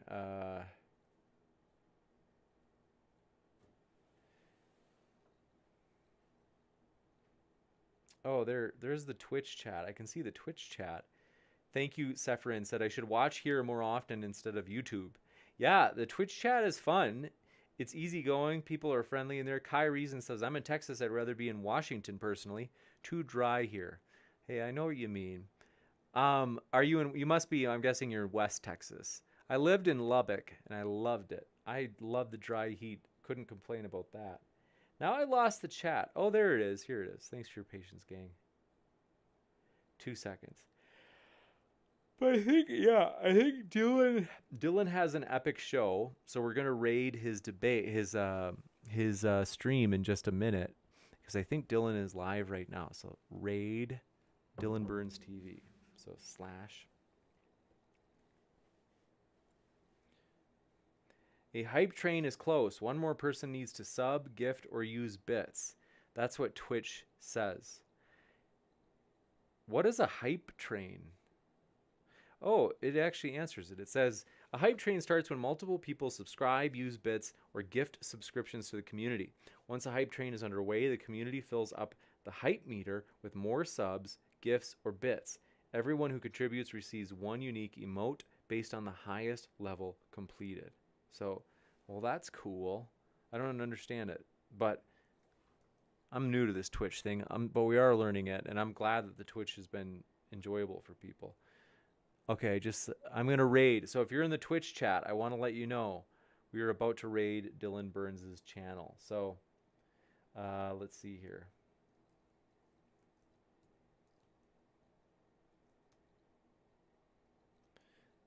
So I am about to jump over there. Dylan Burns has an epic debate tonight, and so it'll have Vosh and the crew. They're debating, and they've got a lot of people over there. So you guys, you don't want to miss it. It's going to be epic. And so I am doing that right now. You ready? Here we go. It's going to be epic, you guys. 8 viewers are ready. 7 viewers are ready. 8 viewers are ready. 9 viewers. Raid right now. So yeah, we're pumped. We hope it's fun over there, as we always enjoy good old Dylan. We'd get along well with Dylan. I've enjoyed Dylan. And if you guys didn't see last Friday's debate, which Dylan graciously invited us into, it was absolutely awesome. And so we are really excited about that. And so, but yeah, I'm pumped, you guys. And so that debate last Friday was 100% epic. It was really, really fun. And so we enjoyed it, and I hope you did as well if you enjoyed it. And Lyric Edge, thanks for being with us. And let's see.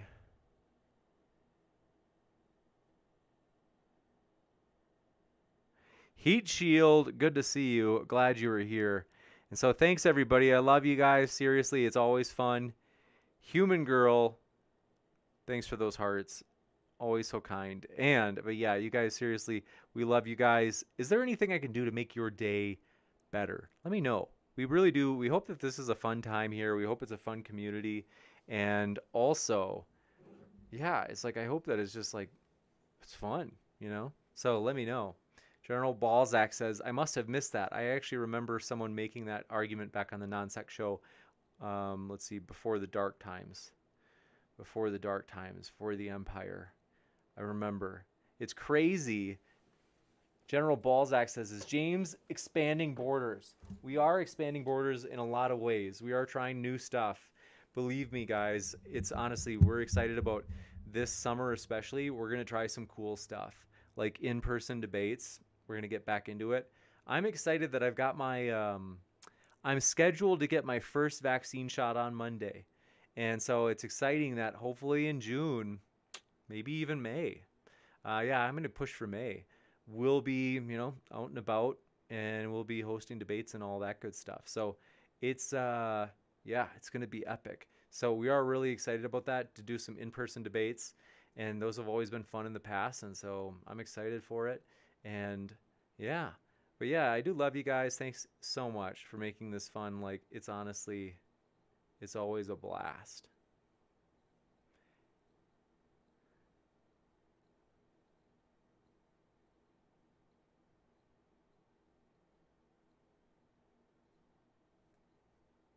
So thank you, guys. Keep sifting out the reasonable from the unreasonable. We hope you have a great rest of your night. Top Hot 2, thanks for your super chat. Says a hype train is when lots of people on a channel subscribe or give bits in a short time. You can then get special things from Twitch for adding more. Oh, well, that's okay. Gotcha. Well, that's cool. I'm excited that we're close to getting one today, and so someday. That's cool. And so, yeah, we are pumped, though, for the future, you guys. I'm just optimistic, and you guys make me optimistic. You make me excited about the future and just about where everything is going. And so thank you guys for that. Brooke Chavez says, y'all have a wonderful night and hit that like. Yeah, thanks. Totally appreciate it, you guys. Please do hit that like. And I am excited that, yes, we have plenty of flat earth debates on the podcast, though, which is really cool. And so hopefully that's useful. We hope you enjoy it. And yeah, like I said, I would say the debates that do best in terms of like people enjoy them the most or download them the most on the podcast are one, Matt Dillahunty debates always do well. I just put a Matt Dillahunty debate up, I think it was 2 days ago. So that was our most recent debate that we hosted with Matt. And so you don't want to miss that. Like that's a good one too. And so that's the second most recent episode on the podcast that we uploaded. And then, like I said, there's a lot of cool stuff. So Harold, see you in the live chat. Glad you made it, Harold. Hope you're doing well. And so, yeah, I don't know. You guys, I don't want to say goodbye. I just like hanging out here. So I don't know. I'm just going to kind of drink my seltzer water and just kind of maybe just lurk, just read the chat and not say anything. And,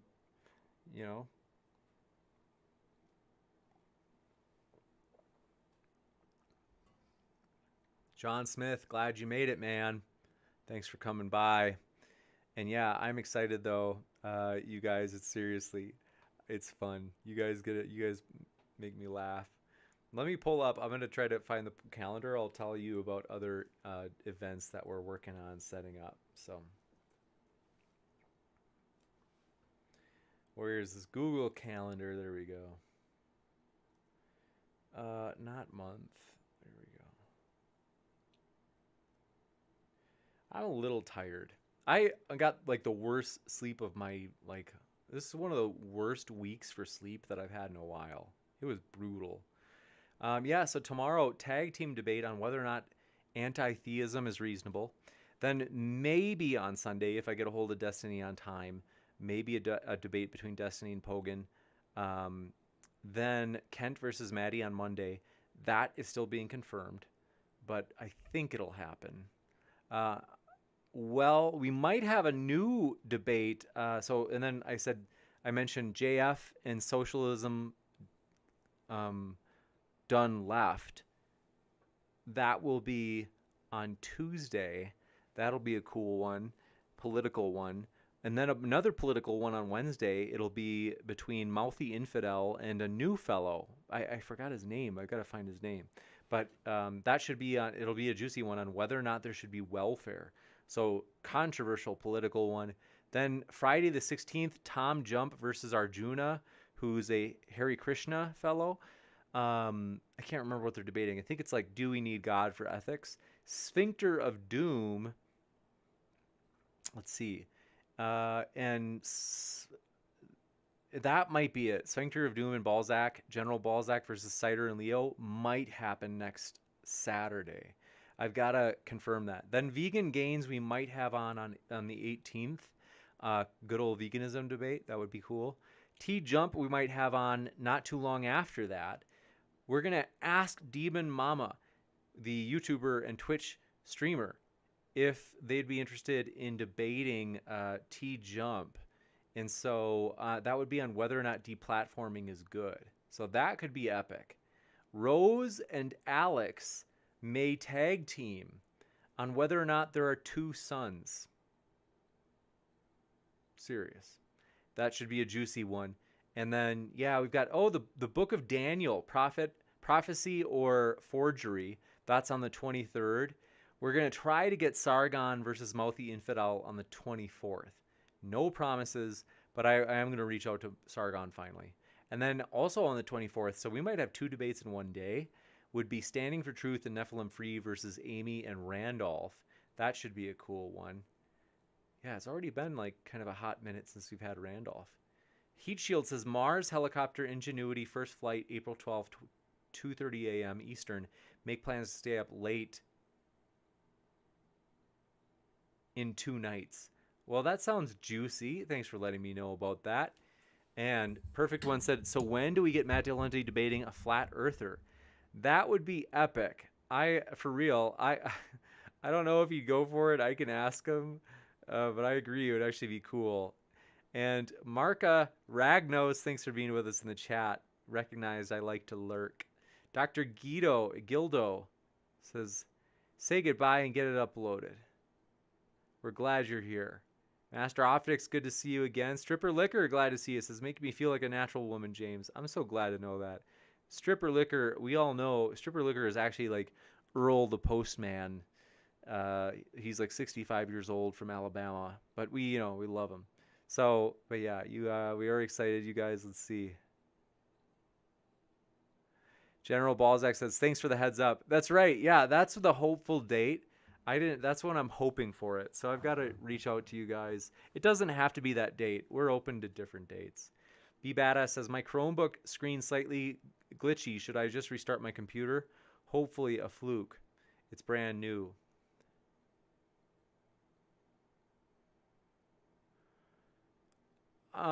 Yeah, I mean, I would try restarting it. If anything's, I don't know. I wish I was a computer person. I'm actually not very good at computers. John Smith says, have you considered either of the following debate topics? STEM versus STEAM, putting arts in STEM, and does the Abrahamic devil exist? Never heard of those or considered them, but I'm open depending on who is in the debate. So thanks for asking about that. That's interesting for sure. And then Top Hot 2 says, might have to be on your toes for Demon Mama. Yes, it could be a juicy, controversial one. We'll see how it goes. And Joker's Wild said, Sargon of Akkad, good luck with that, James. Well, we have had Sargon on like 3 or 4 times. So we had Sargon versus Brenton, Sargon versus Vosh, and I think we had him on one other time maybe. So yeah, we are like, it's possible. Frankly though, I think it is. I'm not sure. I don't know. I feel like I asked him once before, but I don't know if I did. I can't remember. But yes, we are excited, and so thanks everybody. Sigma says, I'm back for the last bit. Did I miss story time? We didn't tell any stories. I was just talking about future debates. So I should go though. I need to get some sleep. So thank you guys. Thanks for all your love and support. Seriously, you guys make this channel fun. You guys make it epic. Thanks for all your ideas. Thanks for all the support, like the likes and the shares and all just the grassroots stuff. Like that really does help. And so thank you guys so much for everything.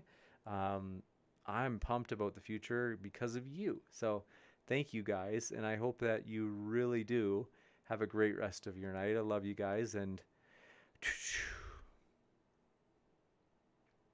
General Balzac says, no, that's fine.